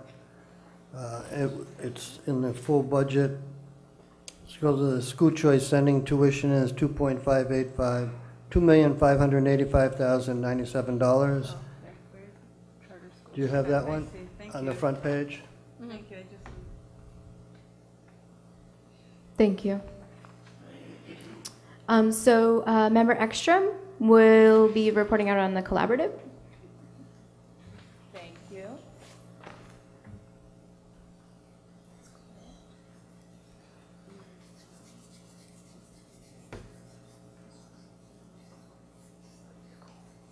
Okay.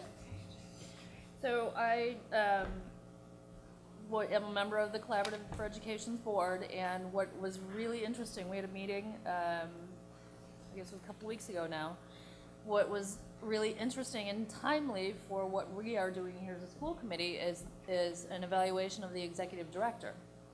And the process that the collaboration and the board will be going through to conduct his evaluation, as well as the materials he presented in defense of, or as proof of, or demonstration of his meeting his goals. And so in addition to being part of that organization, it also is serving to teach a new committee member here how to conduct a superintendent evaluation, which, after looking at all of it, is a wonderful roadmap for us to move forward with in the future. So I just wanted to get that on the record, because it was really very interesting and informative, and is certainly a piece of success that we can look to in the future. Any questions for Member Ekstrom? Yes, Member Hollins. Do districts have the opportunity to send in comment? If so, regarding the executive director? Just the services of the collaborative Yes. for the district, and if so, will we have an opportunity to talk about that at a meeting? Well, typically, my understanding is typically the representative to the collaborative, in this case, who I am, or is I, would bring our concerns or thoughts to them, to the board as a whole. If there is a discussion that we would all like to have, I'm more than welcome, or more than interested in hearing it, and I know that they would be interested in our insights. Member Ekstrom, what's the timeline there? Would we have time to add it to a school committee agenda in May, or is this something, did they give you any guidance on how to solicit input from other members of the committee? No, not. Okay. Not as of yet. That doesn't mean I can't find out. Okay. Do you know the date of when you need to have your input in? We don't. The next meeting isn't until June. Okay. We do have some time. Wouldn't Member Ekstrom's input be a reflection of our committee as a whole? She represents our committee. Sure, so I'm asking clarifying questions. Member Hollins, I'm asking clarifying questions to ensure that our school committee actually does have the opportunity as a group to weigh in. And what I'm hearing is that the evaluation will not take place until June. The next meeting is not until June. I'm going to assume that that means that we have a little bit of time to potentially add this to our May agenda. We may also have special meetings in there for interviews, cross your fingers. So I will make a note of this to ensure that we have the opportunity. And Member Ekstrom, could you please clarify with the collaborative the process for seeking input from our committee as a whole, and also the timeline for when that input needs to reach the collaborative so that we can ensure that everyone has the opportunity to weigh in? Absolutely. Thank you. I will follow up with you on that. Are there any other questions for Member Ekstrom? Yes, Mayor Martin. Yes, the collaborative recently opened up a school in the Berkshires, and it's designed for kind of out-of-district education, and they're hoping to bring in students from Western Mass districts. I'm wondering if we could get information on that, how Greenfield can be involved, and if Susan wouldn't mind asking why they didn't choose Greenfield. I can ask them. Thank you. Okay. Or a program like that for Franklin County. Okay. Any other comments or questions on this? Okay, thanks everybody. And we will dive right into our main agenda items. So our first item is the Grinspoon Award winners. I'll hand over the floor to Superintendent Harper to introduce this. So one of the absolute most delightful things that I get to do as superintendent is walk into the classrooms of unsuspecting teachers and usually watch tears follow as students applaud the excellence of their teachers. So I would like to ask that Ms. Mass, Ms. Clark, and Ms. Rancourt come forward, and we're just going to have you come to the front. You can sit at the table, or if you can stand if you prefer. I'm going to read what the committee has in front of them about each of you, and then I may ask you to just briefly say if you'd like to say anything to the committee. Ms. Clark, music teacher, Federal Street School. Ms. Clark has taught in Greenfield for 2 years. She has done a phenomenal job creating a band, chorus, and numerous wonderful performances. Ms. Clark has worked through many challenges this year, including a flooded music room. She still managed to put on a wonderful winter concert. Ms. Clark received the award for a new teacher in Greenfield this year. Next is Ms. Rancourt. She's a grade 4 teacher at Discovery School of Four Corners. Ms. Rancourt has taught in Greenfield for 21 years. Her biggest strength is her passion for our students. She is committed and relentless to do what is best for each child in her class. She is a role model for self-assessing and working towards self-improvement. She puts in incredible hours. She attends PTO meetings, after-school instructional leadership team meetings. She facilitates building-based mentor meetings. She meets with her grade level team, after school, and more. We celebrate you, Ms. Rancourt. And last but not least is Mrs. Mass, math teacher at Greenfield High School. Mrs. Mass has taught in Greenfield for 18 years. She is not only an outstanding teacher at Greenfield High School who consistently works to improve her craft and engage students in highly effective ways, she is a key figure in building community at Greenfield High School. She is the student council advisor. She works diligently to not only provide excellence in the classroom, but in so many ways out of the classroom as well. Congratulations, Mrs. Mass.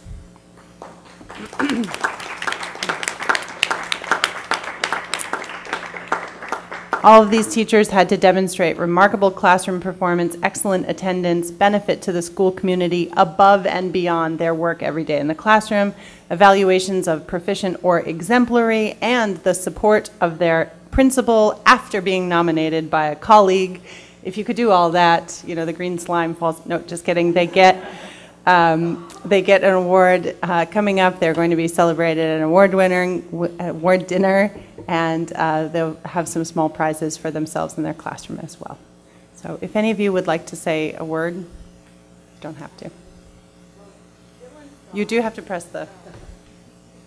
Thank you. The best part of this job is when you see one of your former students sitting here addressing the school committee. That was such a pleasure to me. It was wonderful to be Dylan's teacher and to see him here now, and I was really happy to be here. Thank you. I've taught in several schools in Franklin County in my 21-year career now. I feel so old. But I'm just very honored to be part of this group of fabulous teachers here in Greenfield. I just wanted to say thank you. I actually have been teaching for 19 years here at GHS. That's a math teacher. We'll correct your math. Thank you. I will probably retire from GHS. I live here. I went to school here. I love it here. I have a wonderful staff that I work with. I love our administration, and our kids are just wonderful. So thank you for allowing us to do what we do, and thank you again. Thank you very much. And if we could have one final round of applause, please, for our award winners.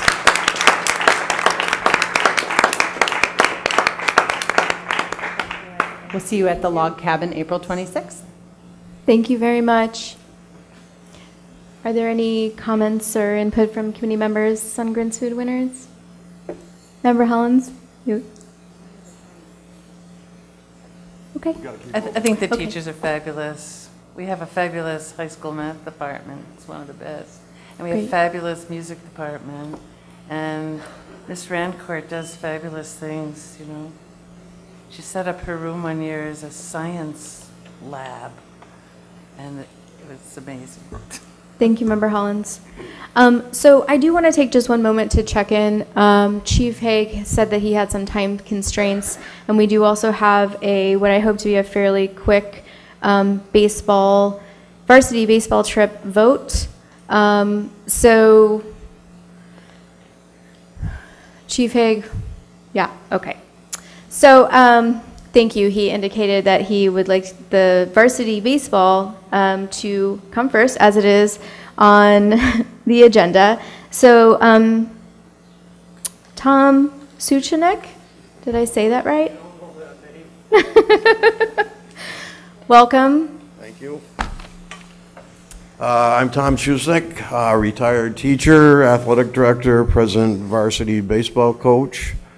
And I believe you have our itinerary for a possible trip to Cooperstown, and just give you a little information as to how it came about.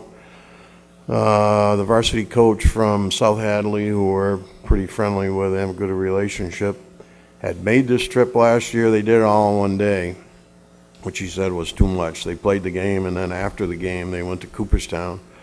So he asked me if we'd be interested, and I went back and talked with our assistants, and they all agreed it'd be a great experience for our players. And so we, you have the itinerary there, and we're planning and to go there and have a nice experience. If you have any questions, I'll be glad to answer them. Okay. I would like the superintendent to just address a little bit about policy and oversight, if you could just take over. You have a copy of the field trip policy as well as some of the planning guidelines. I can tell you that this was an easy trip to approve because there was very careful planning that obviously went into it. This trip, the only thing I will say that is in here that shouldn't be is that there are cell phone numbers in here. So if there are members of the public looking at this, please don't call and try to come on this field trip, although it will be fun. It's not for you. I think this will be a terrific trip. I think the educational value is absolutely there. We have 14 students and 6 adults. The chaperone level is terrific, and I think our students will really benefit from this trip. Thanks for putting it together. Thank you. Are there any questions or comments from committee members? Member Hollins? Is this the whole team? It doesn't include JVs, junior varsity. As a whole varsity team? Just the yeah. At this point, we may be bringing some JVs up later in the season, but right now, only having played one game, we're still kind of feeling out what some players can do. But part of it too is we're hoping that we can do this again in the future, so every couple of years, so that other players have the opportunity down the road. You know, we'll do the similar type thing. Okay, can we entertain a motion to approve the varsity baseball trip for May 11th and 12th of 2018? So moved. Is there a second? Second. 3 seconds. Take your pick, Susan. All right, any further deliberation? Okay, all those in favor? Aye. Aye. Okay, thank you so much, and thank you for your patience. Thank you. Okay, so without further delay, we will jump right into the school resource officer proposal. In your packet, you have a copy of a letter that Chief Haigh gave to me in person. That's why it looks a little funny. It's a physical scan. There's also a copy of an article from the Recorder. There is the law related to the school resource officer, and there is a copy of the current memorandum of understanding that we have with the Greenfield Police Department regarding our school resource officer. And I will just hand over the floor to you immediately, Chief Haigh. We are operating with this packet of information and any other information that we may have gotten from the media or attending other meetings. So, yeah. Okay. I apologize that I'm going to have to kind of jet quick. I have childcare unexpectedly at about 10 minutes from now. That's perfect. We're running behind. I'll catch you up. It's true. I'm not really sure where the $266,000 number keeps coming up. It's $120,000. Okay. That's the number. Yes, my budget went up. Those are for other reasons that aren't specifically related to the school resource officer. I guess I'll quickly address what came in the email to me, so that way I can kind of hit some points, and then if there's any questions, I can answer them. The vehicles were removed from the proposal. I'm going to repurpose, if this were to go through, I'd repurpose 2 that we already have. The lease line that you see in my budget, which I'm sure everybody's paying attention to, has nothing to do with the school resource officers. Those are for general fleet like we do. I will pay for the transference of the other 2 vehicles that would be used for school resource reasons. In regard to the review of the officer and the 32 points, that's a lot of them, that's something that obviously we wouldn't discuss in an open session because that's a review of personnel. So I do suggest, and we do confer on a regular basis. We've never had a sit-down formal end of the year, whoever that may be. We've always kind of kept it as when an issue comes up, we address it and we deal with it. So that's how it's been done. I'm not opposed to having it, but it was never established, and we haven't done it since the existence of the agreement. However, we do discuss any concerns that do come up and changes and whatnot. One of the issues that was brought up to me repeatedly was that when our school resource officer isn't there, whether it's vacation or training or whatever it is who do we go to? Well, we have an on-call, but it's not guaranteed. It's really an on-call. I mean, she has other duties. She's a juvenile detective. She does SANE interviews, for those of you that know what those are. We have more than our fair share, and she works out of that office often, so she is the backup. However, I do hear that we want somebody every day. Well, the only way you have somebody every day is if you have somebody as a true backup. What I also, in meetings that I've attended, I've heard that other schools, because we are a fractured school system, I mean, we're not just 2 locations, we're multiple locations, is that they do want a presence, and they do feel excluded, and they do feel like somebody there to pop in and say hello and just be visible would benefit them. And I think we're really pigeonholing ourselves here on mass shooters, okay? That's a fraction of it. I'm not going to argue with that. Those are empirical facts, but I could also find empirical facts for you that tell you school resource officers are great, school resource officers are terrible, and there's no difference.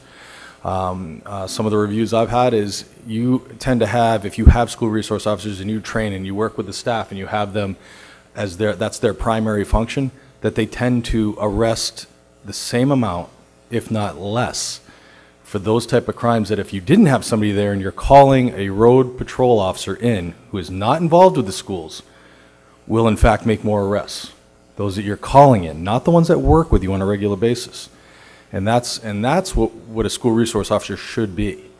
I think we're getting into an armed guard thing. No, this is not armed officers that I want marching around hallways, okay? But it's something that I had talked about 4 years ago when I got here, that I thought one school resource officer for Greenfield, having as many schools as it has and with a layout that it has, is essentially fairly ineffective for everywhere except for where he's at.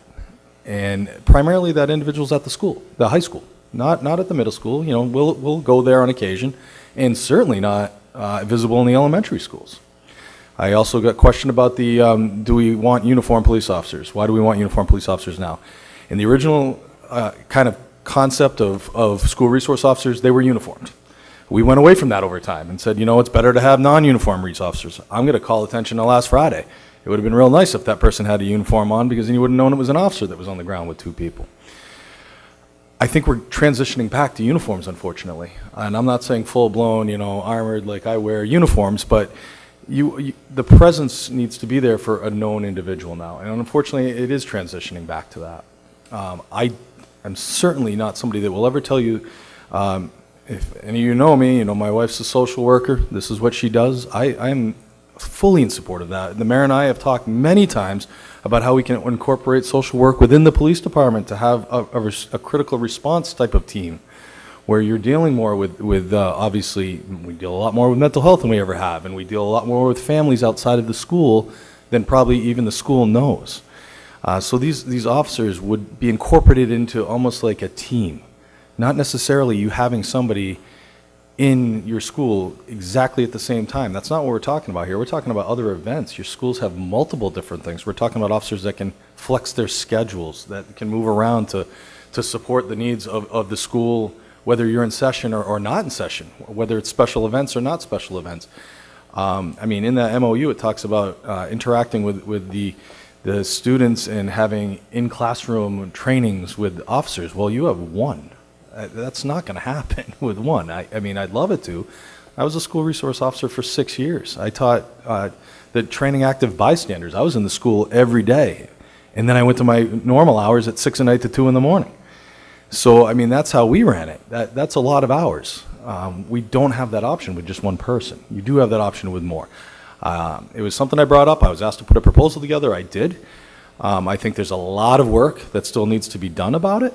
But there's also a lot of training that has to be done before that happens as well. There's formal SRO trainings. Ours has gone to it. There's mandatory training every year. There's obviously, the superintendent and I have talked, when there's training that she would like to see that school resource officer go to, he has to go to it. I mean, that's something that has to be done. So there's a lot that goes into it that's not mass shooter. You know, it's certainly part of it, and it's the scariest part of it, but there's a whole lot more to it. I mean, when you start talking about bullying, you start talking about home lives of the children as well. I mean, that's the stuff that you really want your school resource or an officer involved in. Those are the ones that follow them home. You know, the issues at home, the issues that end up in court. We're not looking to arrest more people, I can guarantee you that. That's the last resort. So I think if you want to talk empirical studies, we could all find studies to support whatever side we want to have it on. I think we're looking at it as, what do we want? What does our city want? And I think that's what I've been asked, and I was asked for what I would do with it. This is what I would do with it, and that's it. I mean, I would love you to have more guidance counselors, whatever the school feels they need. I would love it. I'd support it. It's not something I'm against. I'm not against your budget. You know, I'm not for my budget. I'm for whatever works. So I'm not going to pit myself against your budget. I'm not going to pit myself against the fire department or any other budget in town. I'm going to work with what I have, and this is what the proposal has been put forward, and I think it's a valid concern. And I think if you ask other administrators from other buildings, now maybe I was wrong sitting in those meetings, but I think that it was, boy, it would be nice to have some presence here. It would be nice to see somebody on a more regular basis. That's what I took out of it, and that's why I put this together. So I'd be happy to answer any questions. I can stay a little bit while longer, if that'll help. Let's open up to committee member questions. I saw you, Member Helen. I was looking at the minutes of our discussion, and I was quoted as, I just wanted to clarify, I was quoted as saying something about what does that resource officer do with his time or something. What the discussion was, I don't have any concern about what he does with his time. The discussion was the MOU that we have has 36 responsibilities. And my question was, you know, okay, that was the last MOU, but after a year, are all 36 of those needed? Is that why, are they still what we want someone to do? Is that why we need 3 officers? And was there a way to look at how the officer used his time in terms of seeing whether or not we were actually attending to all of these? Or did we really have 6 responsibilities, or was it 70? But I was concerned, like, what are we really asking the person to do? And maybe you need 20 people to do all of these 36 things in every school. I think the 36 is way high. Yeah, well, when you start looking through it, my question was, you know, if we're, instead of just extending the MOU, can we really talk about, out of these 36, which of these are really needed and at which schools? Because there was also some discussion of whether or not the person goes to other schools when needed. And that was the discussion of time. It wasn't anything supervisory about No, I understand that. That's not what I meant by it. The 36 should be general, to be honest with you. I think when we were looking at it, we tried to be really, really specific, and that, I think, backfired, to be honest with you. I mean, we have something in there about a mandatory video by a particular doctor. It's like, that doesn't even make sense. I don't even know what the 36 are. It just seems like an awful lot, and I don't think we should be staffing that. So my suggestion was, let's get back and really look at what we want. Regardless of the 36, it wouldn't change the amount of people in my mind, because the general, what you need is generally what you need. So it doesn't matter if it's one school. If you had just one location, one school, or maybe even 2, I could see it. You're talking about a spread out 6 schools for the most part, along with other interests. I mean, we have complaints from everything from school bus to you don't have anybody at 3 o'clock when people are getting out of school. Well, you don't, because we have shift change at 3 o'clock. These officers wouldn't be stuck to shift change at 3 o'clock. So there's other issues that we get from school personnel that are legitimate. There's just not a lot I can do with it at this point, being staffed the way we are, with the shifts the way we are, and the fact that we don't. I mean, we're like you. We're not just overbrooding with a whole lot of people, you know, to send somebody down at 3 o'clock. So these shifts would be very fluent with issues that we have, such as some of the stuff that Member Karen and I have spoke about. I mean, so. Member Ward. Couple quick questions. First, in answer to Luke Martin's questions, any discussion with administrators, teachers, or students? And then another question, the 3, the number. Is that an ideal number? Like that would be, if you, knowing where our schools are, what your response times to those schools are, and we only have 1, ideally we would put 3 together because, you know, you're not always going to have 3, as you were saying. You might just have 2 because somebody's in training or somebody's, but is that an ideal number? When I looked at the amount of schools, yes, that was my ideal number based on the fact if you wanted somebody there, somebody available each day, that you could do that with 3, because based on you wouldn't allow, or I wouldn't allow, I mean, having 3 people off, you know, or 2 people off at the same time. You wouldn't run into those issues. The other thing is the time frame right now. You're only guaranteed that this SRO right now is going to be there during the hours that the SRO is assigned. So there's no real, I can't one day say, well, you're staying over for 4 hours because this is the shift I need, but I could move them 4 hours up, but then you don't have them 4 hours in the morning. And we've had instances where, you know, we are calling, and as I've said, cell phones are a bad idea, texting's a bad idea. Call the station when that individual is not in the building. And we've had to do that, and then you're dealing with our regular patrol officers that aren't necessarily trained in school resource. They don't know the children, they don't know the staff the way the SRO would, and now you're dealing with just us. The idea is to have somebody available that you're comfortable with, that the faculty's comfortable with, that the students are comfortable with. As far as talking with students, I have not. I've sat in on multiple meetings as of late in the last, 6 or 7 months. There's been a whole lot more talk, I'll be honest with you, than I've had with anybody in the schools in the last 4 years. I mean, there's always been talk, but not this much, which is probably a good thing that we're doing this now. But I'm kind of rolling in everything I'm kind of hearing and learning as I go, and this is what I put together. Obviously, it's funding. I mean, we're here talking about this. I don't think we'd be talking about this if it wasn't money. I just don't. I don't think we're here talking about SROs. I don't think we're here talking about safety. We're talking about money. I mean, that's the reality of it. So. Member Karen? I was now lost my train of thought. It sounds to me, and the sort of the subcommittee consensus, that we really first need to review our MOU. That clearly there's 32 things in there that clearly are not the jobs, and we need to change the language in it anyway. So the consensus of the subcommittee was that we need to review our MOU, be sure that it's saying all of the things we want it to say before we could even move to the next step. And I know you have to leave. That's okay. I can kind of address that because remember Hollins and I, obviously we started talking about this when you were here. And we had differing opinions at times on things because I wanted the thing to be about 1.5 pages because I pretty much brought the one that I had when I was the school resource officer and what the other school district that I was working in we used. That 1.5 pages morphed into that monster that we have right now. And it's big. I mean, it's bigger than what you and I worked on when you were here. It's very comprehensive and very detailed, and I think far too detailed. So yes, I agree with you. I think we should sit down and look at it and say, are the 32 bullet points, do we really need to say that, or is there one bullet point that kind of covers 7 different things? So I agree with you, and I'd welcome that. It's like a roadmap. How are you doing on time? I probably need to leave in about a minute, so I'm close, but I just need to get home. Okay, I'm seeing Mayor Martin. I have a couple clarifying questions before you go that I think are quick answers. Okay. I'm hearing you say that the origin for this proposal came from you. I think the idea came from me 4 years ago. The idea came from you. Yeah, this was something I brought up 4 years ago when the mayor and I were talking about different things because, what I thought was important for the department, how I'd like to see it grow. So I think it was kind of, in the mayor's defense, I mean, he definitely brought forward something that I had kind of brought to him 4 years ago as an idea. Like, what would I have if I had resources? What would be one of the things? That was one of the things that I thought I would want to have if I had the resources for it. So when we started talking again this year, and he says, he said to me, I think we should revisit that idea, and I'd like you to give me a proposal. Okay, I'll give a proposal. But this was something that, I brought with me, along with some other ideas that, I have in my back pocket, so. And can you speak quickly to the average response time to each of our schools? We live in a very small city. And my understanding is that the average response time from our police department is very quick.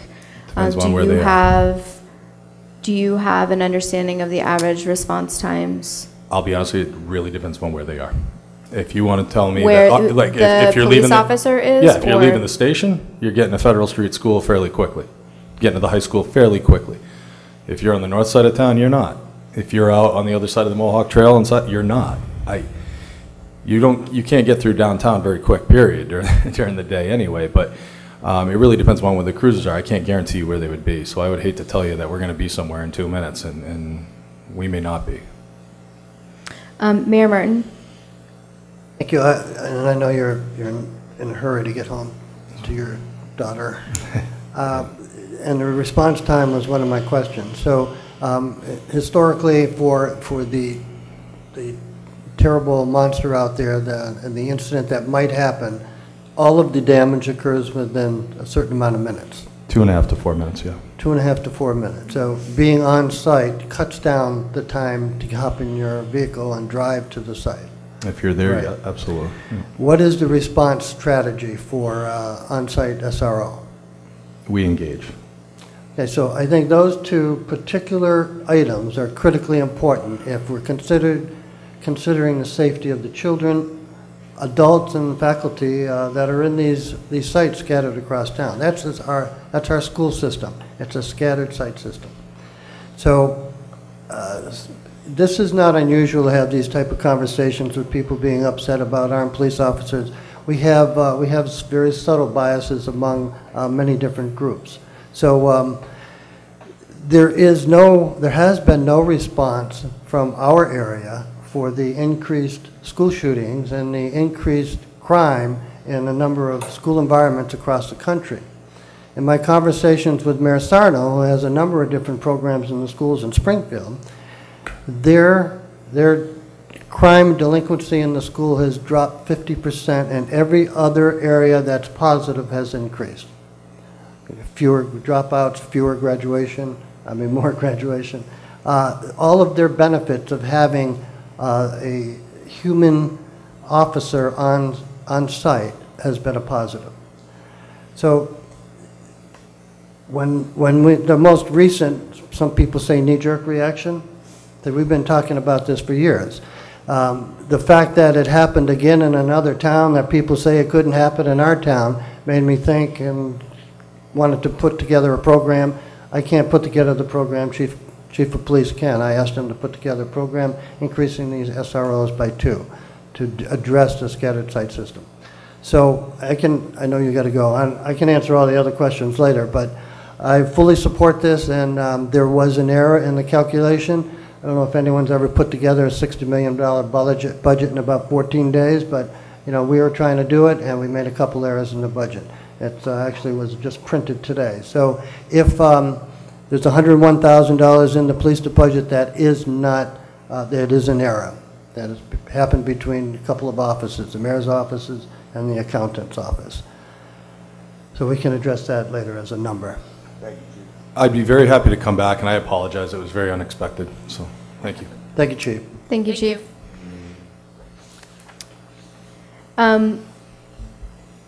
So, Mayor Martin, then I heard Chief Haigh say that it's 120,000, 120. Is that correct? Okay. 124. 124. That's the cost of the 2 officers that's in the police budget. Yes. That's the amount.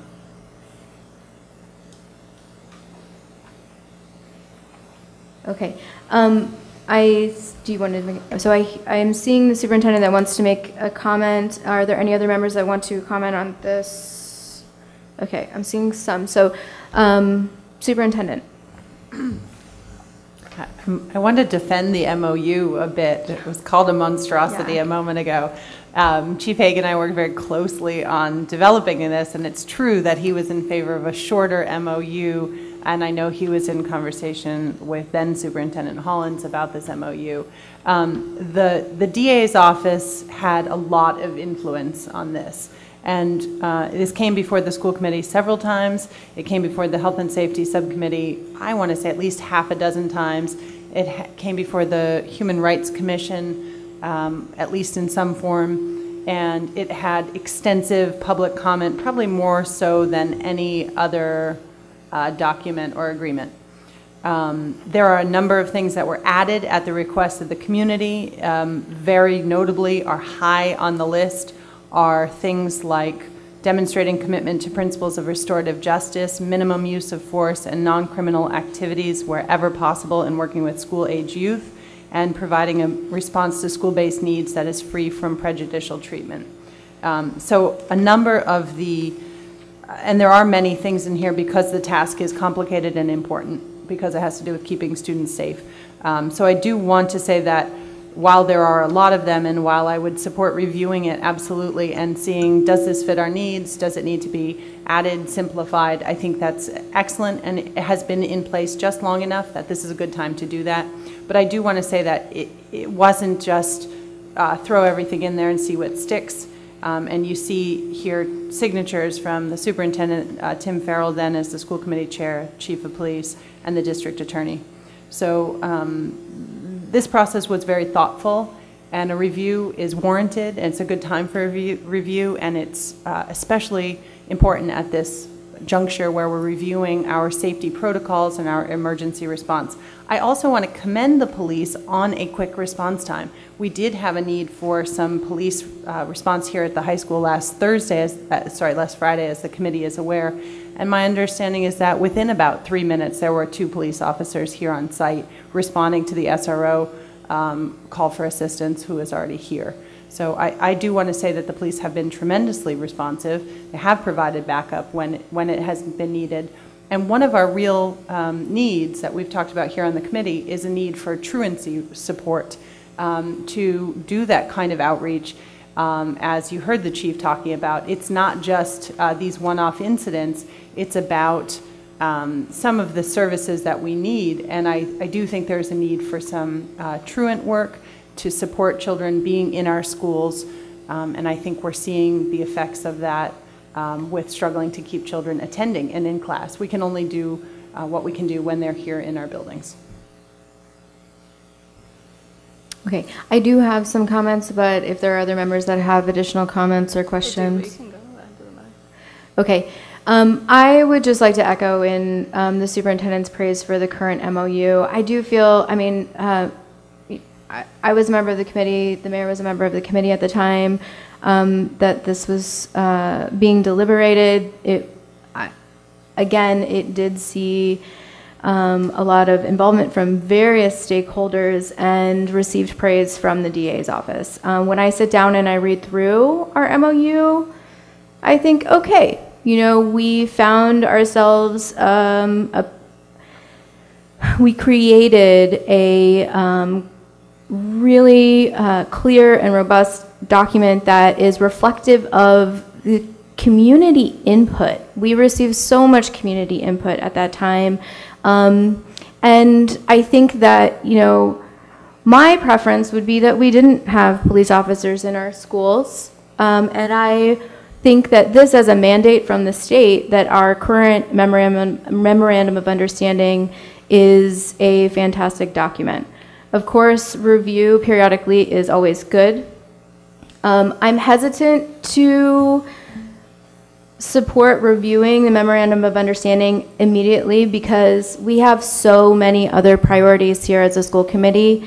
And after spending much time considering this topic and all of the things that come along with it, I must say that I'm ready to start talking about student achievement here. And yes, our students need to feel safe when they're in our schools, but I'm also not convinced that they feel safe when they're in the same room as an armed police officer. Now, I think that we could get some input. Of course, I would want input from our students and our staff. It's great to hear from teachers. My understanding, this is not coming forward from the school committee. This change is not coming forward from the superintendent. We have heard via budget subcommittee meetings from at least one principal that truancy support would be appreciated. Aside from that, I'm not aware of any public meetings when any of our administrators have requested to have additional police officers in our schools. And I do want to call attention to the letter that's on the front of the SRO packet that we have, in paragraph 1, 2, 3, 4, the second line says that the officers would be put in visible clothing with badges displayed to be determined the type of uniform shirts, and would carry all equipment that any other uniformed officer would have, to include less than lethal options. So if they're carrying all equipment that any other uniformed officer would have, my understanding of this is that they are armed. And I believe that that's part of the motivation here, is to be able to have quick response in an extreme crisis, to have someone with a weapon. Now for every day, I just am not comfortable with the idea of having additional individuals with weapons in our schools, and specifically to extend these individuals into the younger grades. I think that what's really important about schools is to create a safe space for students to be able to make mistakes. They're going to make mistakes. They are not small adults. They are children. They're learning. And I think that we're asking our officers, if we're putting them in a really difficult position, if a child violates the law, and their job is to uphold the law, what are we doing? We are asking for potentially additional arrests or escalation of incidents that I believe that we could, provide additional support for our schools through guidance counselors, behaviorists. With $120,000, we talk about innovation. It's one of Member Holland's favorite subjects. This is an opportunity. We could take $120,000 and really create an innovative approach to safety in schools, creating a safe culture, community response that is outside of having armed, uniformed police officers in our schools. And it is true that there's information on both sides. I spent a lot of time reading through much of it, but there's some, whatever side you may be on with this conversation, I think that we can all agree that because there exists information on both sides, like, it's easy to say that it's inconclusive. We saw presented at the subcommittee meeting an example of an SRO program that was quite old in Canada that recently was voted to be abolished because they did not feel that it was working or worth the expense. There are several other articles that we could bring forward, and we should bring forward when we have a conversation about the impact of uniformed armed police officers in our schools, the impact that that has on children of color, the impact that it has on folks that have experienced trauma. When we talk about, this is a big, open, really wide open topic. And I think that if we're addressing specifically really extreme crisis situations, it's difficult to say, oh, I don't want to have an armed police officer on site to help to respond to it. But I actually have a lot of faith that our police officers will respond in very quick fashion. And we're calling 911 if something like that happens. And then just quickly, I just want to say that it's difficult to compare us to Springfield. Springfield is a huge city. My recollection is that they have approximately 54,000 students in their district. And I could be off on this, but I believe that they spend approximately $2 million a year on police in the schools. That is so much money. Even here in Greenfield, $120,000, that'll buy us so much support for our students, our teachers. And I think it's time for us to be looking outside the box and not be looking at being reactive. And Member Karen, I know you had some I think you said comments. pretty much everything I wanted to say.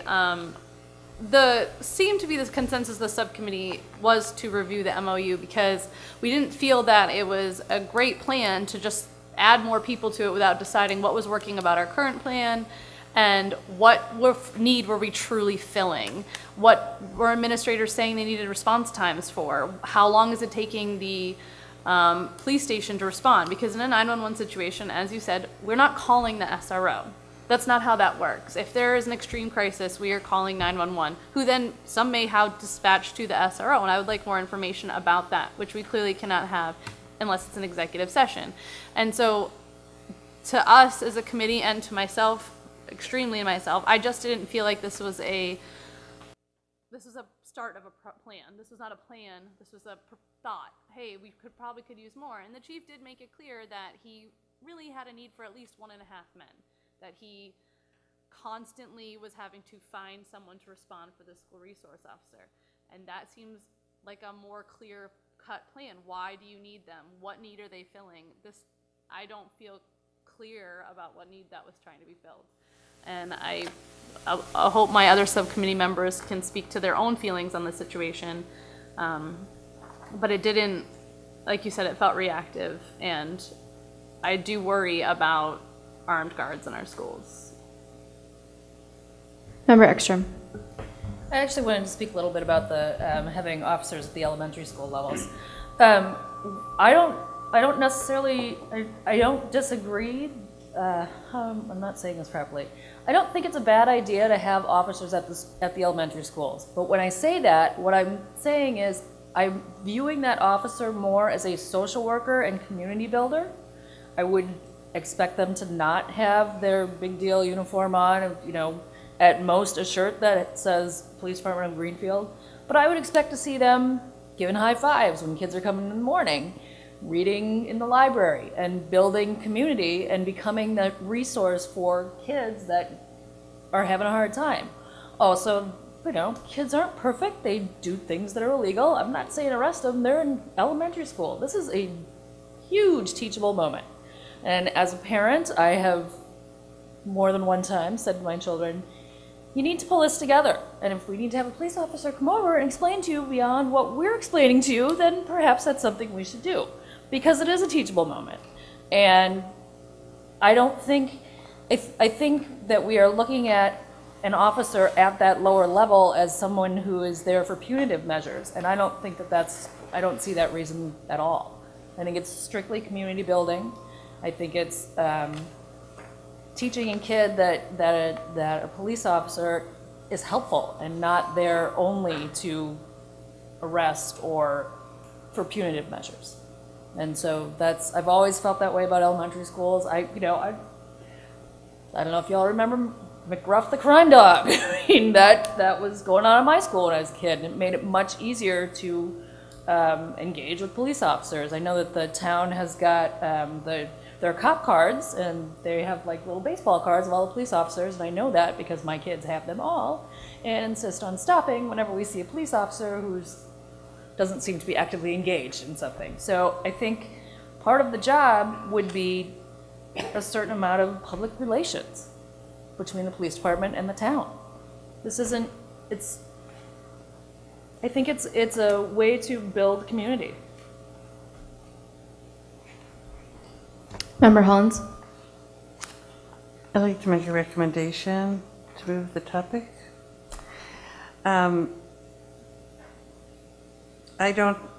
I'm sure there was a lot of input on the document, but when you have a document, it's not 32 responsibilities. There's another 4 under communication. There's another 12 under goals, about 50 to 60 different details. You really, in my opinion, can't work with something with this many little pieces. And in fact, some of them are repeated, like number 9 under goal is the same thing as number 12 under goal, same words.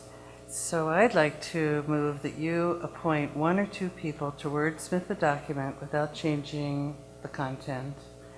And for example, number 9 under goal says to detect patterns of delinquency and prevent them from developing among students, and number 12 under goal says to detect patterns of delinquency and prevent them from developing among students. It could just use some help. And to Member Ekstrom's point about being a positive role model, it's in here, but you'd have to read on this page and that page. So I think this could be the same content in a workable document so we know what we're talking about. And I think that would be helpful. And secondly, so at least I think it doesn't have to take tons of time. There may be a couple people who do that. Okay, thank you, Member Hollins. I just want to clarify.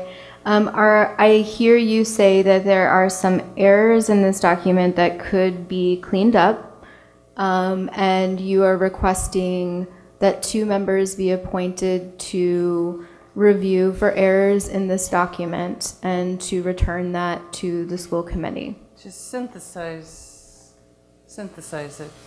Well, first, it's a recommendation from a subcommittee, and I think it would be helpful moving forward. I'm not suggesting changing what it says, just to make it a more workable, easily readable document. Like, I don't think you need 6 different items to communicate positively. Anyway, that's my recommendation to follow up. I think someone could do that. You might end up with a better document, or you might not. If it's more workable, then everyone knows what we're talking about this person doing. That's all. Just. Okay, so I'm hearing you are moving that the chairperson appoint 1 to 2 people to wordsmith the document without changing the content. Is there a second? Second by Mayor Martin. Is there any deliberation on this? Can we develop a consensus that the document is too long? Yes. Yes. All right, so then the logical solution would be to review and shorten it. But I'm seeing Member Karen shake her head. I'm saying that it's not too long. So I think there is a motion on the table to take a look at the document and modify the language. Did you have any other input, Mayor Martin? Just that it's, Superintendent, how long have we had this document? Is it 3 years? It was signed in 2016. 2016. Have there been any attempts to modify or amend the document at all? Nope, we've been working with this document this is the second school year, 16-17 and 17-18, so we're not yet through 2 full cycles working with this. It was signed by the District Attorney's Office in January of 17. And there isn't one error on the first page, there's a duplicate, but as you can see, the signatures did take some time, so by the time that was caught, it would have meant started this process over again, which we did not want to do. So we moved forward with that one really important point of addressing truancy in there twice. We didn't feel that it substantively affected the quality of this MOU. I want to reiterate that the District Attorney's Office called this a model for the state. There is a reason that it is long. It is a long document. It does require a read. We ask a lot of those individuals that carry weapons in our schools and protect the students and staff in our buildings. And I think it's reasonable that there be a lot of requirements for that job.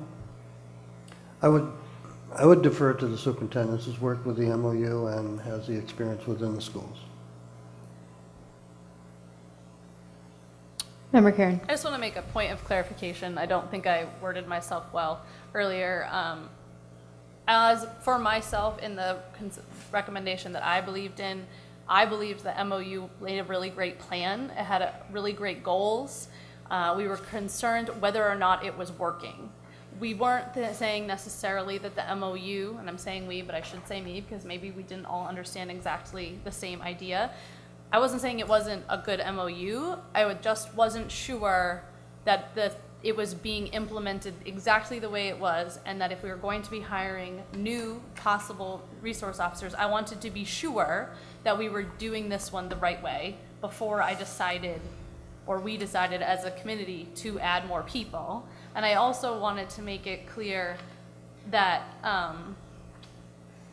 we just wanted opinions from administrators that, is this working for you? What's not working for you? How can we make your job better before we made a decision? So it wasn't necessarily the MOU was bad or not well written or didn't say what we wanted it to say. We wanted to make sure that it was doing its job. If that makes that clear, sorry. Yeah, the consensus of the subcommittee was to take a look at the school resource officer MOU and ensure that it was doing its job, as you just said. Member Hollins. I just have one last comment. On Section E, training SROs, the parties agree the assigned SRO should receive training in the following areas. There's 19 areas, including child and adolescent development. I don't it doesn't matter to me what's here. There's enough items here that the person could be out every day at staff development. And I think it should say, this should not take away from them being in the schools. We don't need to pay anybody full-time to spend the year in training. So I think it should say the parties agrees the assigned SRO should receive training in the following areas which do not, at a time that does not take away from scheduled time in schools. It's so much. Child and adolescent development, you can get a degree in that. It's huge. Do you know what I mean? But it doesn't say when, and you have 19 areas of study. That's all. Done. Thank you, Member Hollins. We may be in agreement on some clarification as to that, but to go back to the motion that's on the table, there's a motion to appoint 1 or 2 individuals to go through and clean up errors in this particular document and not change the content. So appointing 2 individuals, those 2 individuals could not necessarily be changing the content in the way that you're suggesting. Madam Chair. Yes, Mayor Martin. Yeah, and I think it would be presumptuous of the school committee to think that 2 of its members could then go through this document and comply with all the conversations and the intents of the district attorney, the chief of police, and the Department of Public Safety. So maybe this is a moot point, but this is a moot motion. Were you the second? Do you want to withdraw your second? Okay, so Member Hollins, did you have a response?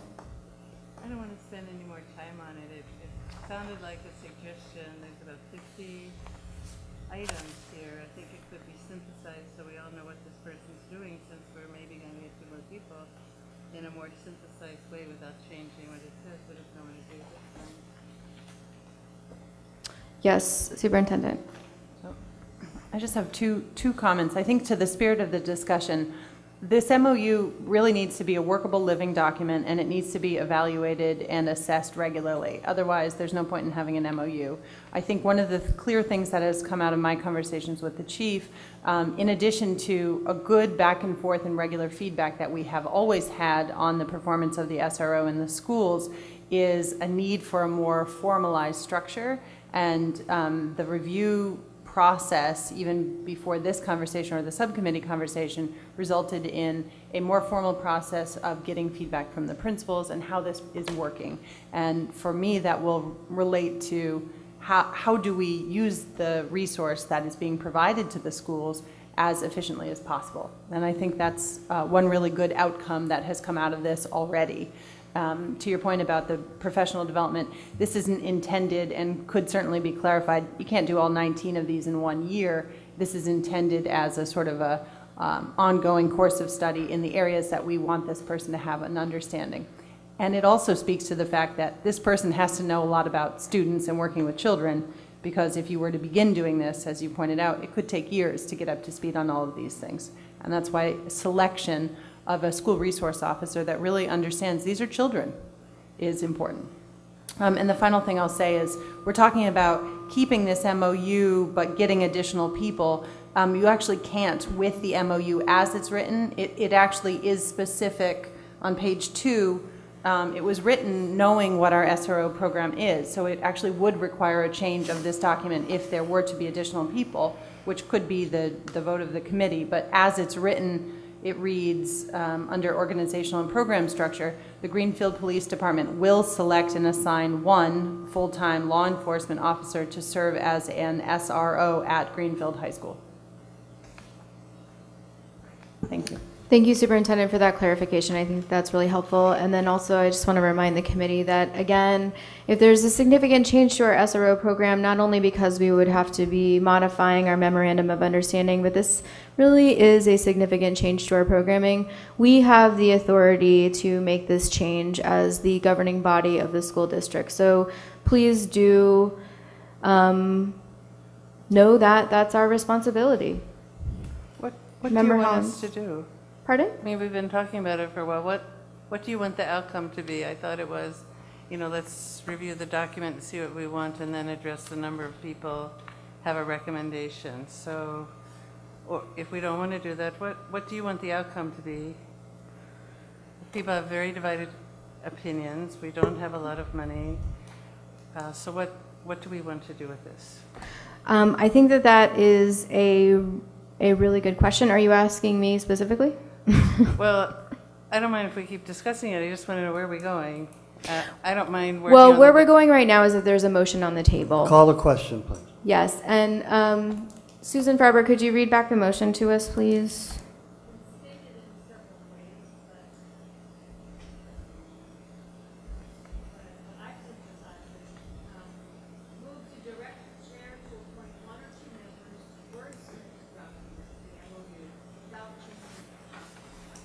That was the motion. Okay. Is everyone clear on what it is that we are voting on right now? That motion. Okay. All those in favor?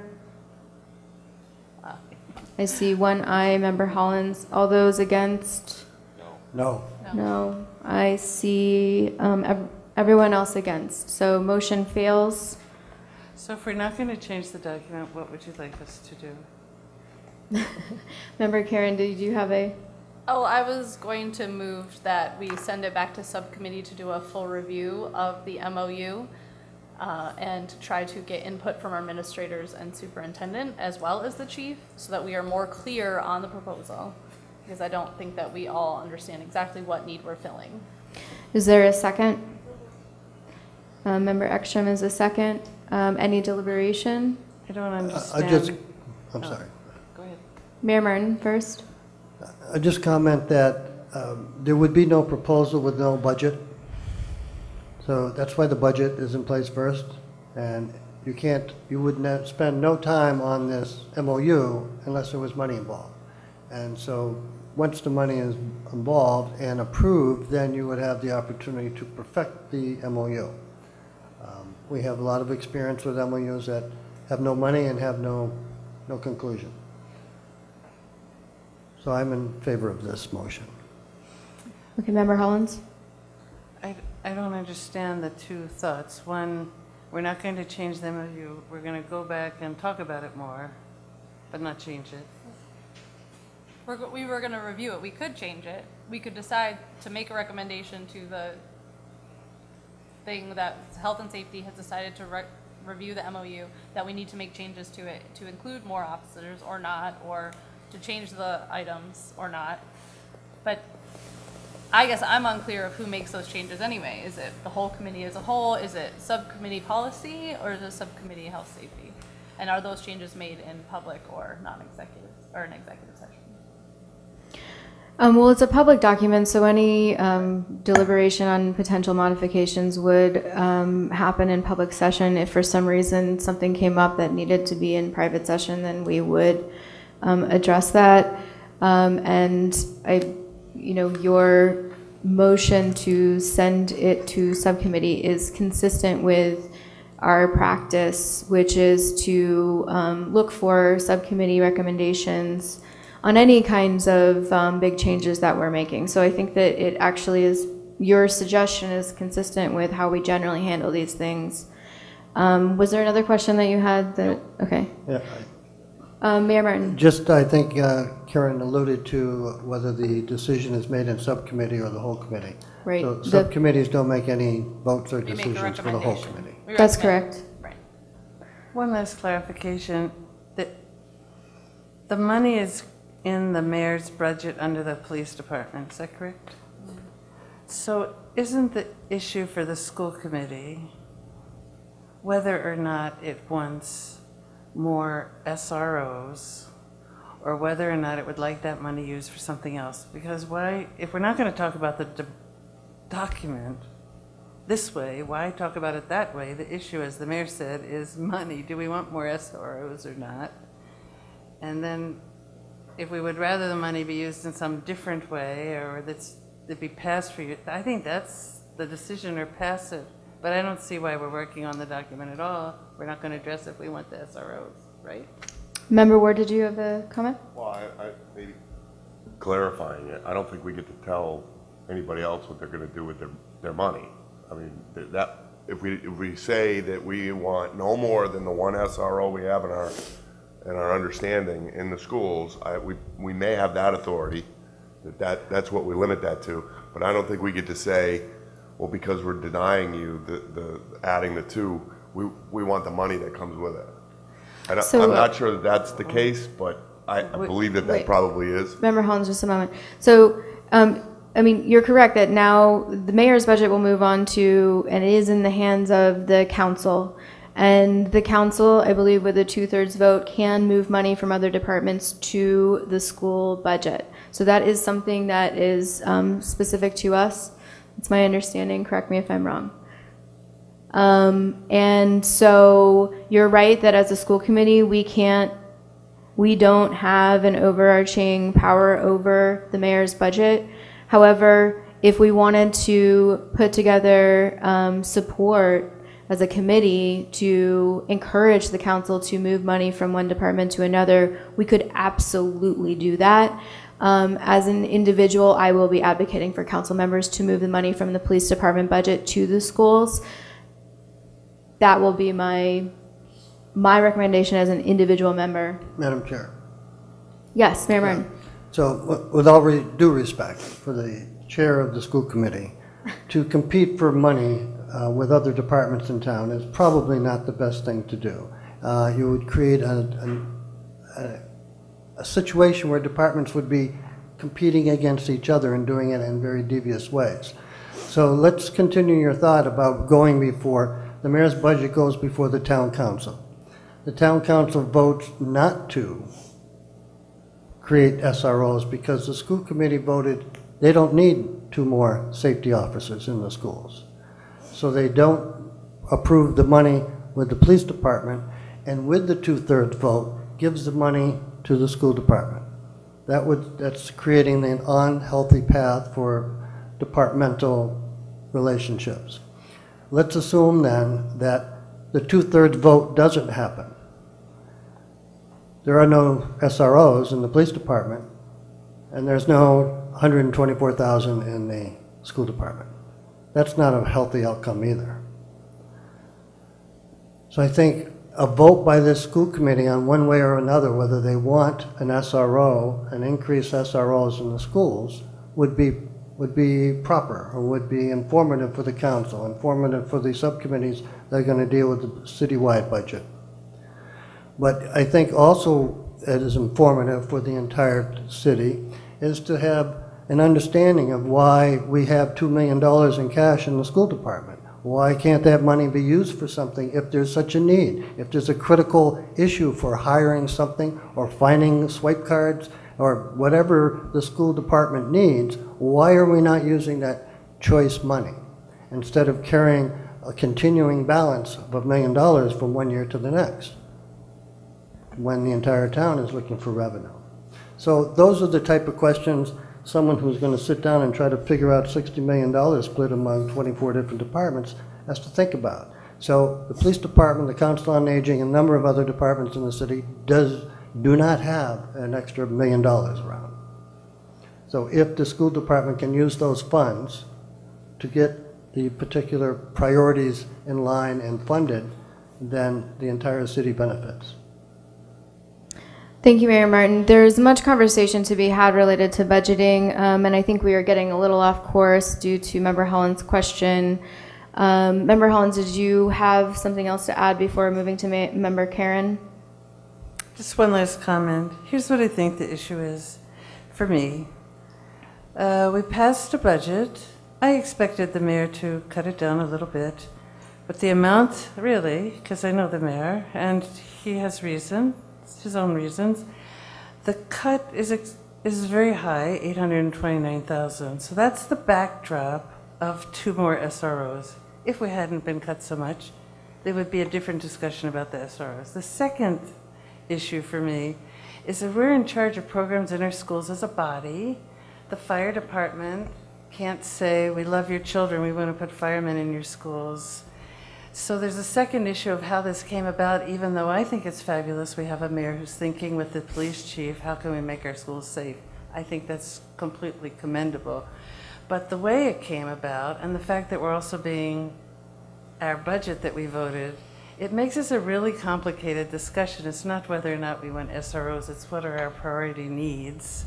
Is it this or is it library materials so our children learn to read? So I think that's the issue, and I don't know how we get to the end, but I think we've talked about it enough. We need to do something.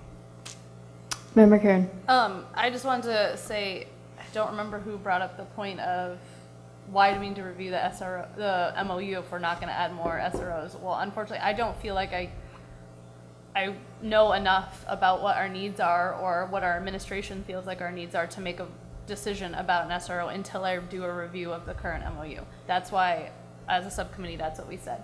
Also, yes, I am upset that we cut our budget, and I'm stressed about that as our district, but I would not be having a different conversation about the SRO proposal. I would still not be completely on board with that proposal, regardless of the cut to our budget. That's not my only main drive here. Okay, thank you, Member Karen. Yes.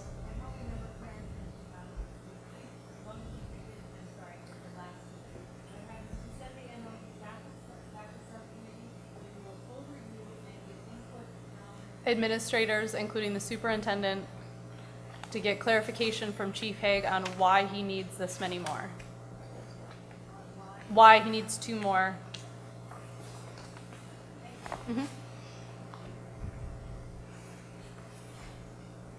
I'd like to offer an amendment to include public input also in this scenario, and I'm seeing you. Yes. Okay.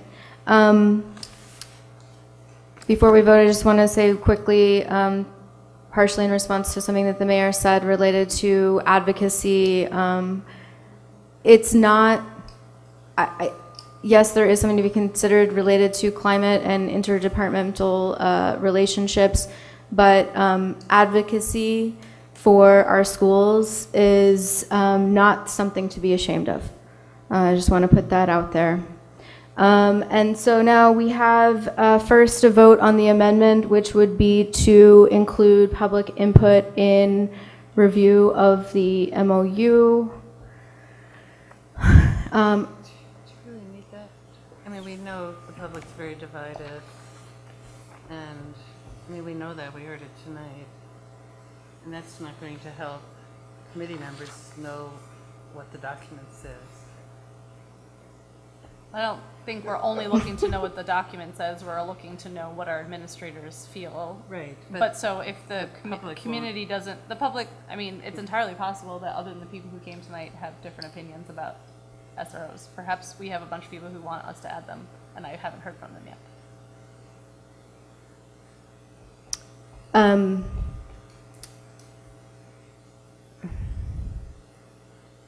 I mean, no, we're voting on the amendment, or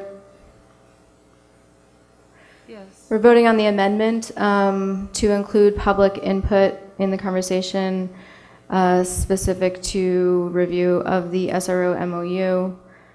Is everyone clear on what we're voting on right now? Do you need a second for that? I made a motion to make an amendment. Do you need a second? Yes, was there a second? Is there a second? There was a second. The motion on the table, the initial motion, okay. So, no, is there a second to the amendment? Okay, seeing none. Oh, are you? Yeah, second. I don't know if I could because I made the original motion. Sure. Confused. Okay. Yes. Okay, so we first vote on the amendment. Is everyone clear on that? All those in favor of the amendment to add public input to the conversation on any adjustments to the SRO MOU? Aye. Aye. I am seeing Member Karen, Member Ward, Member Ekstrom, myself. Okay. All those opposed to the amendment? And any abstentions to the amendment? Mayor Martin abstains. Member Hollins? I'll agree. I'll vote for it. I just think it elongates everything. Okay, so that is, the amendment passes So, Susan Farber, could you read the motion in full, including the amendment?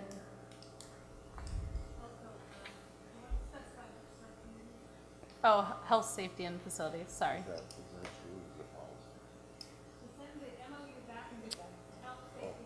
Yeah, it's okay.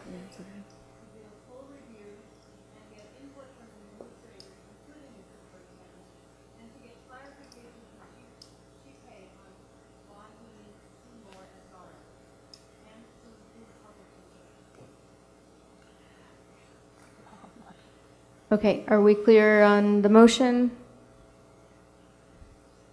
Okay. All those in favor? Aye. Aye. Okay, against, I'm a no. And I'm seeing no abstention, so the motion passes.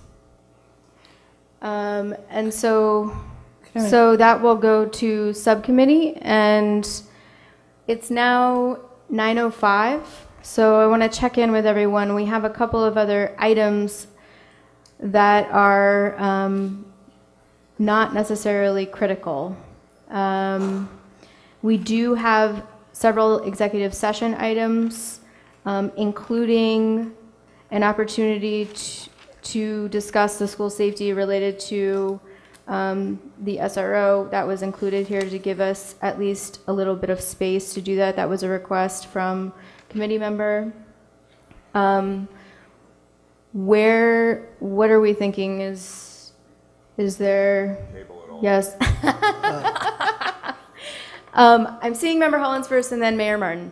I just want to say, when you were asking for reports, I didn't get a chance to comment on planning and construction and giving all the discussion about school safety. I would like to say planning and construction met on 3/20, and the school district was not funded for my information from the meeting in terms of what the capital budget included. It did not include repair of fencing for $23,000, so I wanted to mention that because it has to do with all of our discussion about school facilities. Thank you very, very much. I apologize for overlooking that. I appreciate it, Member Hollins. Mayor Martin? Well, let me address that. Do you remember the amount? I don't have my... 23,000? 23.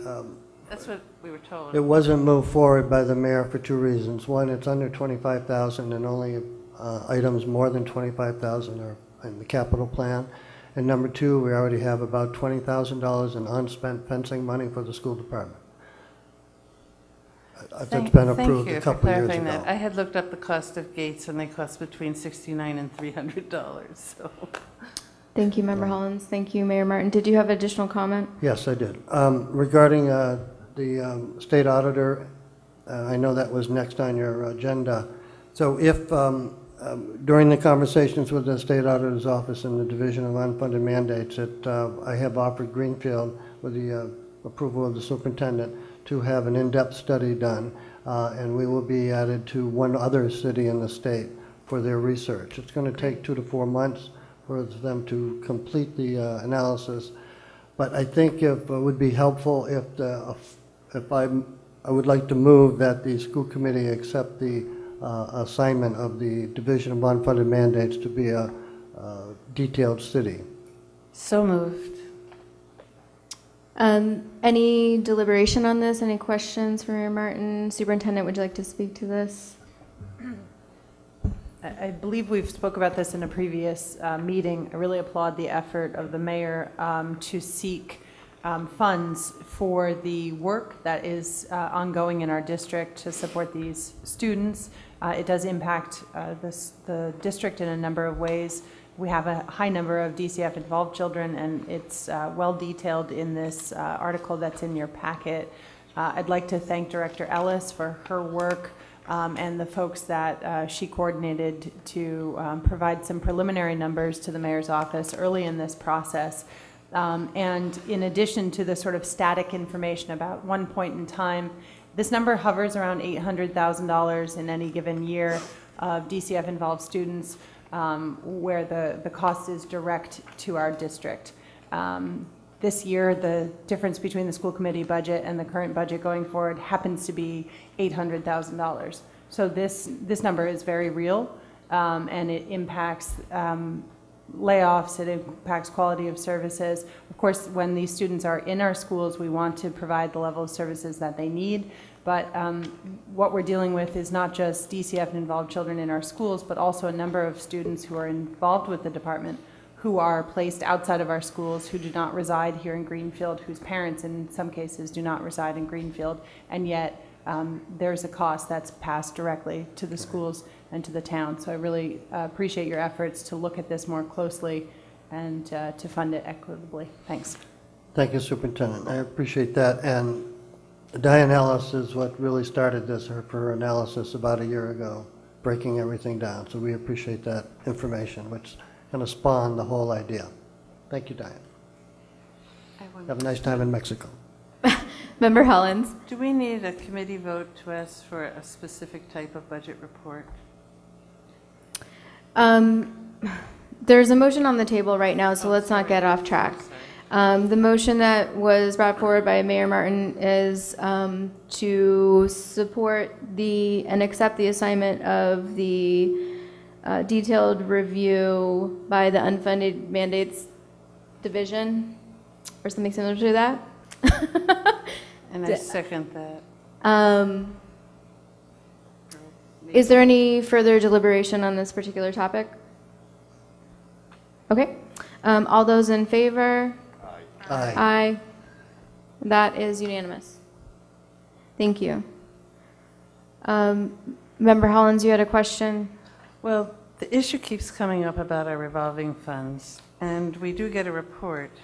It says the balance, what's encumbered, the remaining balance, but for some of these funds, we need to look at them because it comes up so much about why we're budgeted and why we're not. And the report we received doesn't tell us what we received last year, what we've received to date this year. It just says how much money is in the account, and it really makes a difference so that we can see. And if we could just, I know all these other things are on here, like what's in gift accounts, which principals oversee, but if we could just have our revolving fund report that would say funds received last year, the total amount, year to date, then what are we anticipating this year? Because some of them, we get 4 checks a year, and the business managers know how much we're supposed to get, so we can see what are we supposed to get, what did we get, and then the remaining balance. Then we can make intelligent decisions about what we're doing with those funds and argue what we're doing. Okay. I appreciate your input. My request to you is to package that into a motion, and we will address it at new business, which is coming up, number 8. Thank you. The next item is 5, Foundation Budget Review Commission recommendation.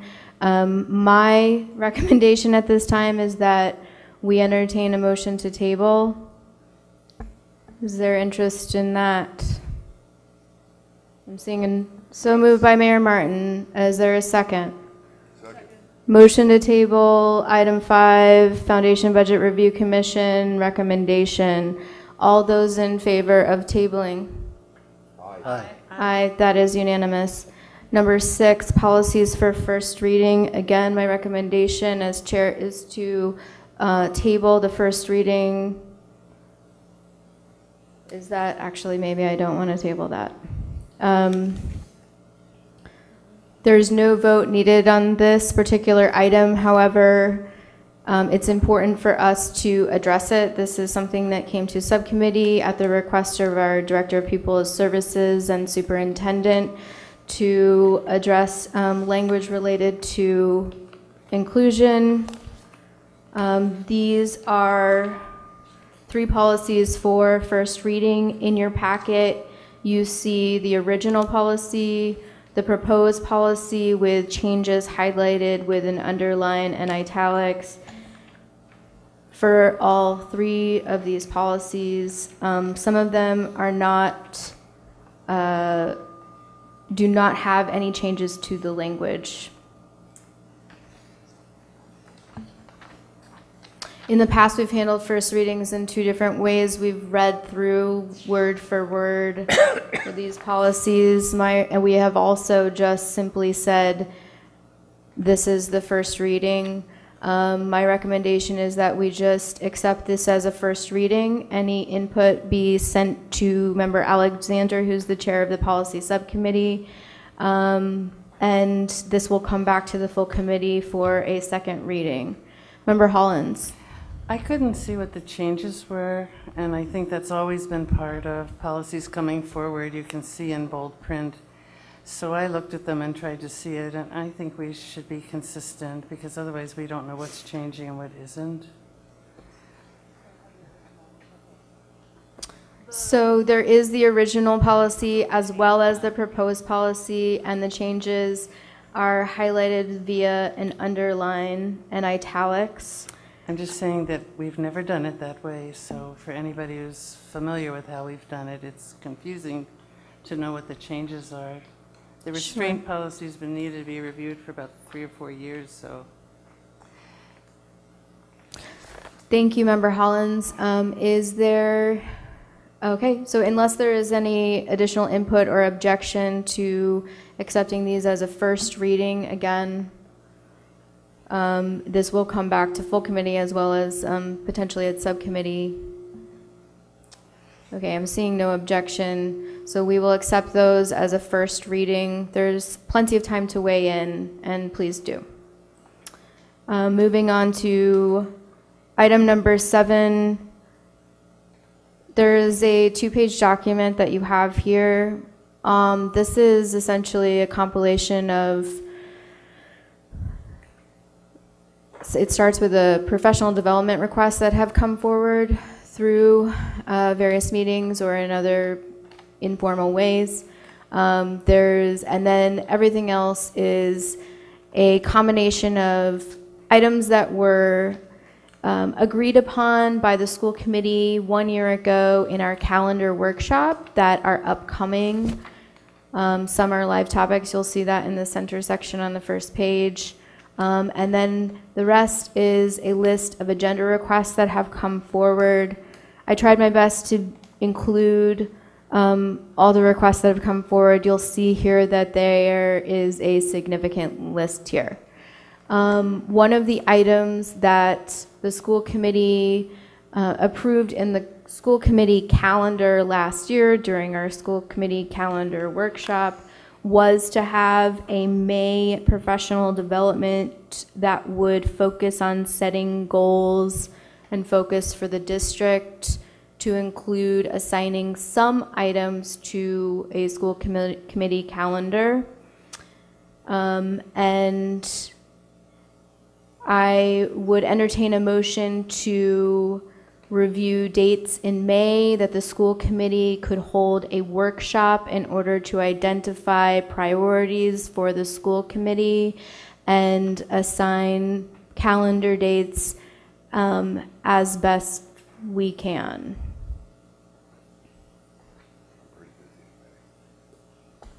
Oh, you don't want to move it? Nobody wants to move that, huh? Nobody wants to move it. Okay. Well, didn't we table the agenda? The rest? No, we did not. Cameron tried. He's always trying that stuff. Okay, so, pardon? What are you asking us for? We don't necessarily need to find dates today. What I'm asking for is that this school committee, this constitution of the school committee, which is different than it was last year, essentially agree to meeting in May for a workshop to set priorities for agenda requests and assign as best we can dates on a school committee calendar to address these requests. Essentially. Moved by Member Ekstrom. Seconded. Seconded by Member Karen, thank you. Is there any conversation on this? I'll just speak to it. I think that this is really powerful for us to come together. Last year it was really powerful for the group. I believe everybody was together, and we were able to look at what we were interested in talking about, put it onto a calendar, and just help to focus the group in their efforts. As you can see here, this is a significant amount of stuff that we would like to discuss. Some are reports, some are public hearings, other things, and this list will likely grow. And so I think that having this workshop will lay the foundation for the priorities of the school committee moving forward, and will inform the decisions that we make when we start to talk about district goals and superintendent goals, et cetera, for the upcoming school year. Any comments or questions or anything? Okay. Are we clear on what the motion is? Okay. All those in favor of the motion? Aye. Aye. Mayor Martin, what were you? Okay, that was unanimous. Thank you. So motion passes to hold a workshop in May, and we will follow up with some dates. Member Hollins, you had a new business item, and that you were just speaking to? Yes, I did. I'm really interested in our revolving funds and the continuing discussion about our balance and how to use it. I think it's very important now that we have to look at how we're using money and the mayor's decision about budget.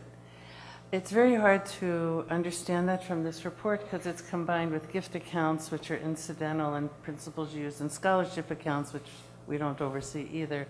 So I'm requesting that I make a motion that we have a specific revolving and special revenue account report, and that it have the following columns: prior year receipts, current year receipts to date, anticipated current year receipt, encumbrance, and remaining balance. Then we can have an intelligent discussion about our revolving funds that are important with ourselves, and respond to the mayor and everyone else who just looks at our balances, so why aren't you spending this? But we need to separate it by year of receipt, and to understand in the current year, the big funds, we don't just get in one check. It comes 4 times a year with the last check the last year. So generally, the business manager will know what the amount is, but you need to see what did we get so far this year, how much more is coming in this year, and what's our balance right now, and we can have a good budget discussion about that.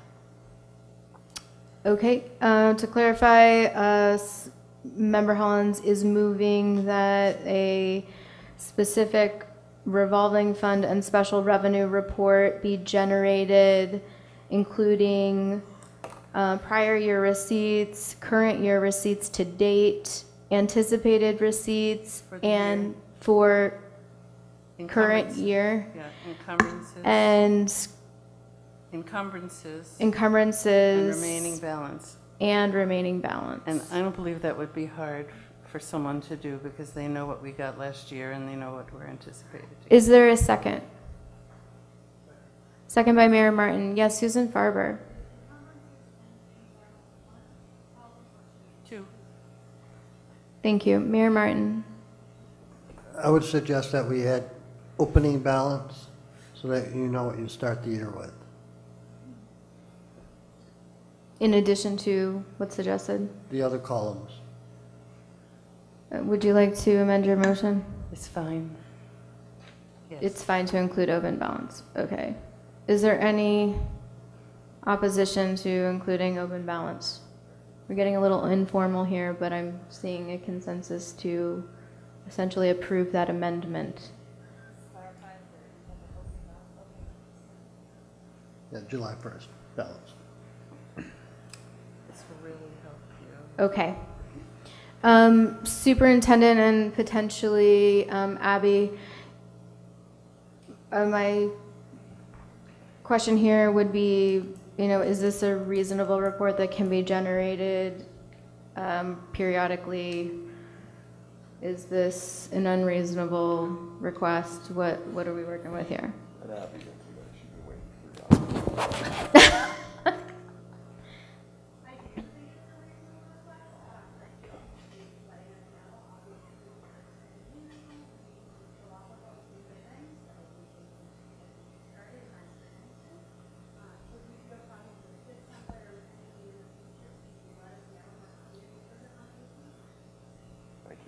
Thank you. Thank you. Superintendent.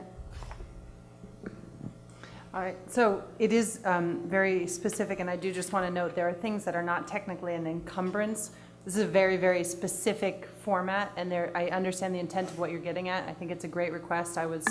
As we were talking tonight, I was drawing the graph of what you're asking for. I think it would be helpful. But there are some things that are not technically an encumbrance right now. If you look, for example, at the AEL Pre-K Tuition Fund, there's a little over $300,000 listed as a remaining balance, but we've budgeted $300,000 of that $305,000 in next year's budget. So it's not encumbered because we haven't encumbered FY19, but we have allotted a very high proportion of that already prior to that cut. So I think we can accomplish the spirit of what you're asking for, but I might just ask that we be allowed to adjust some columns to get at encumbered or already budgeted or some of those. You essentially want to know, are we just carrying a balance or is it being used? Well, you have a column for encumbrance now, so it's just continuing whatever that means to you.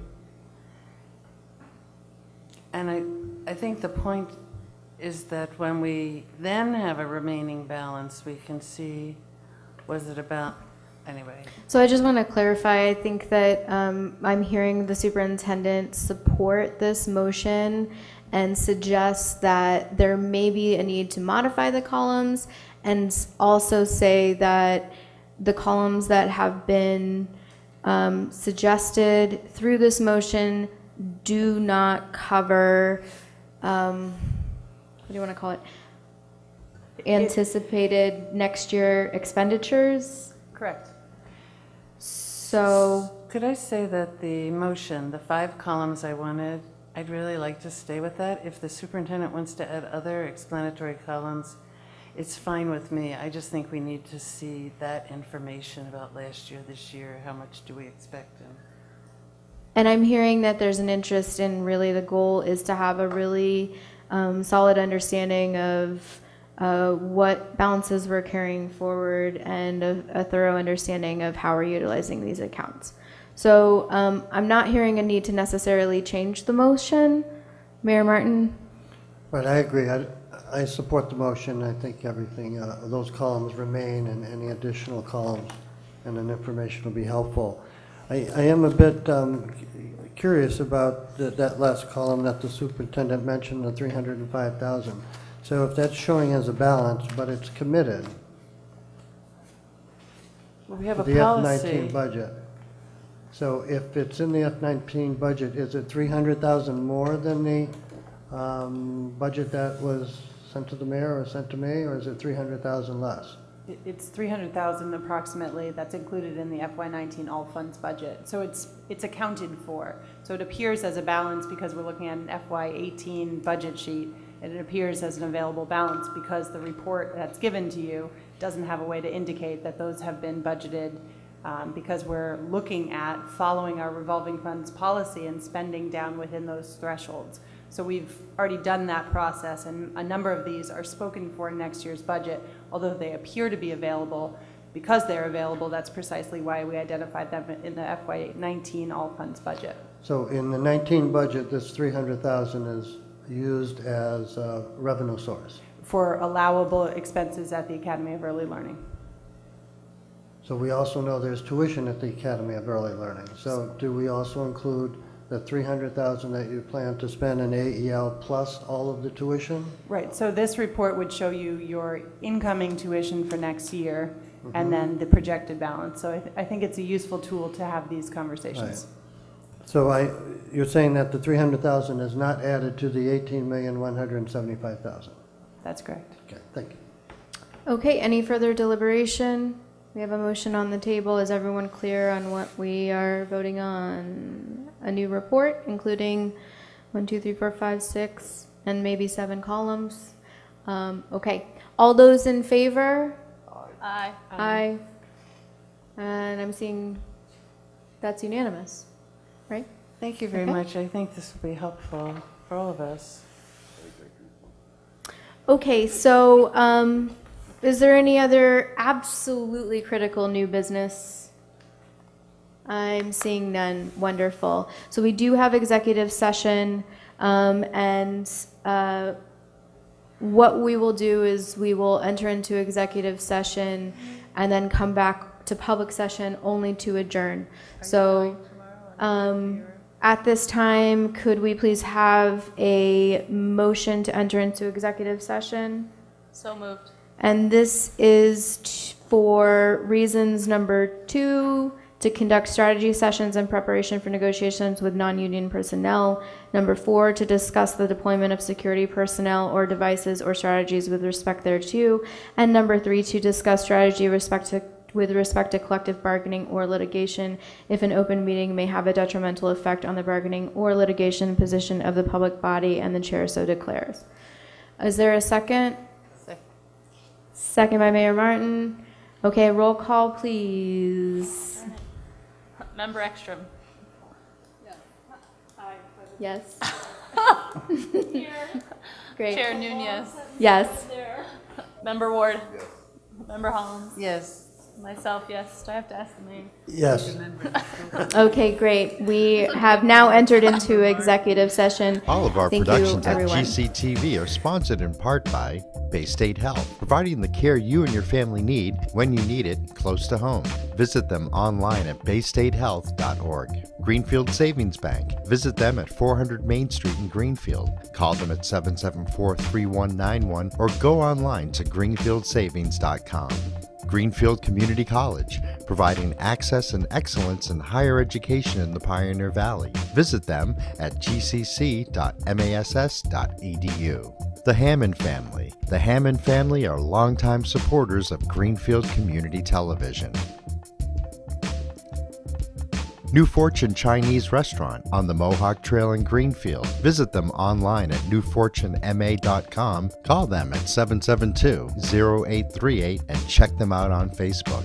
Real Cleaning Services, cleaning Hampshire and Franklin County since 1972. We don't cut corners, we clean them. Check them out online at realclean.com. Call them at 413-422-1143.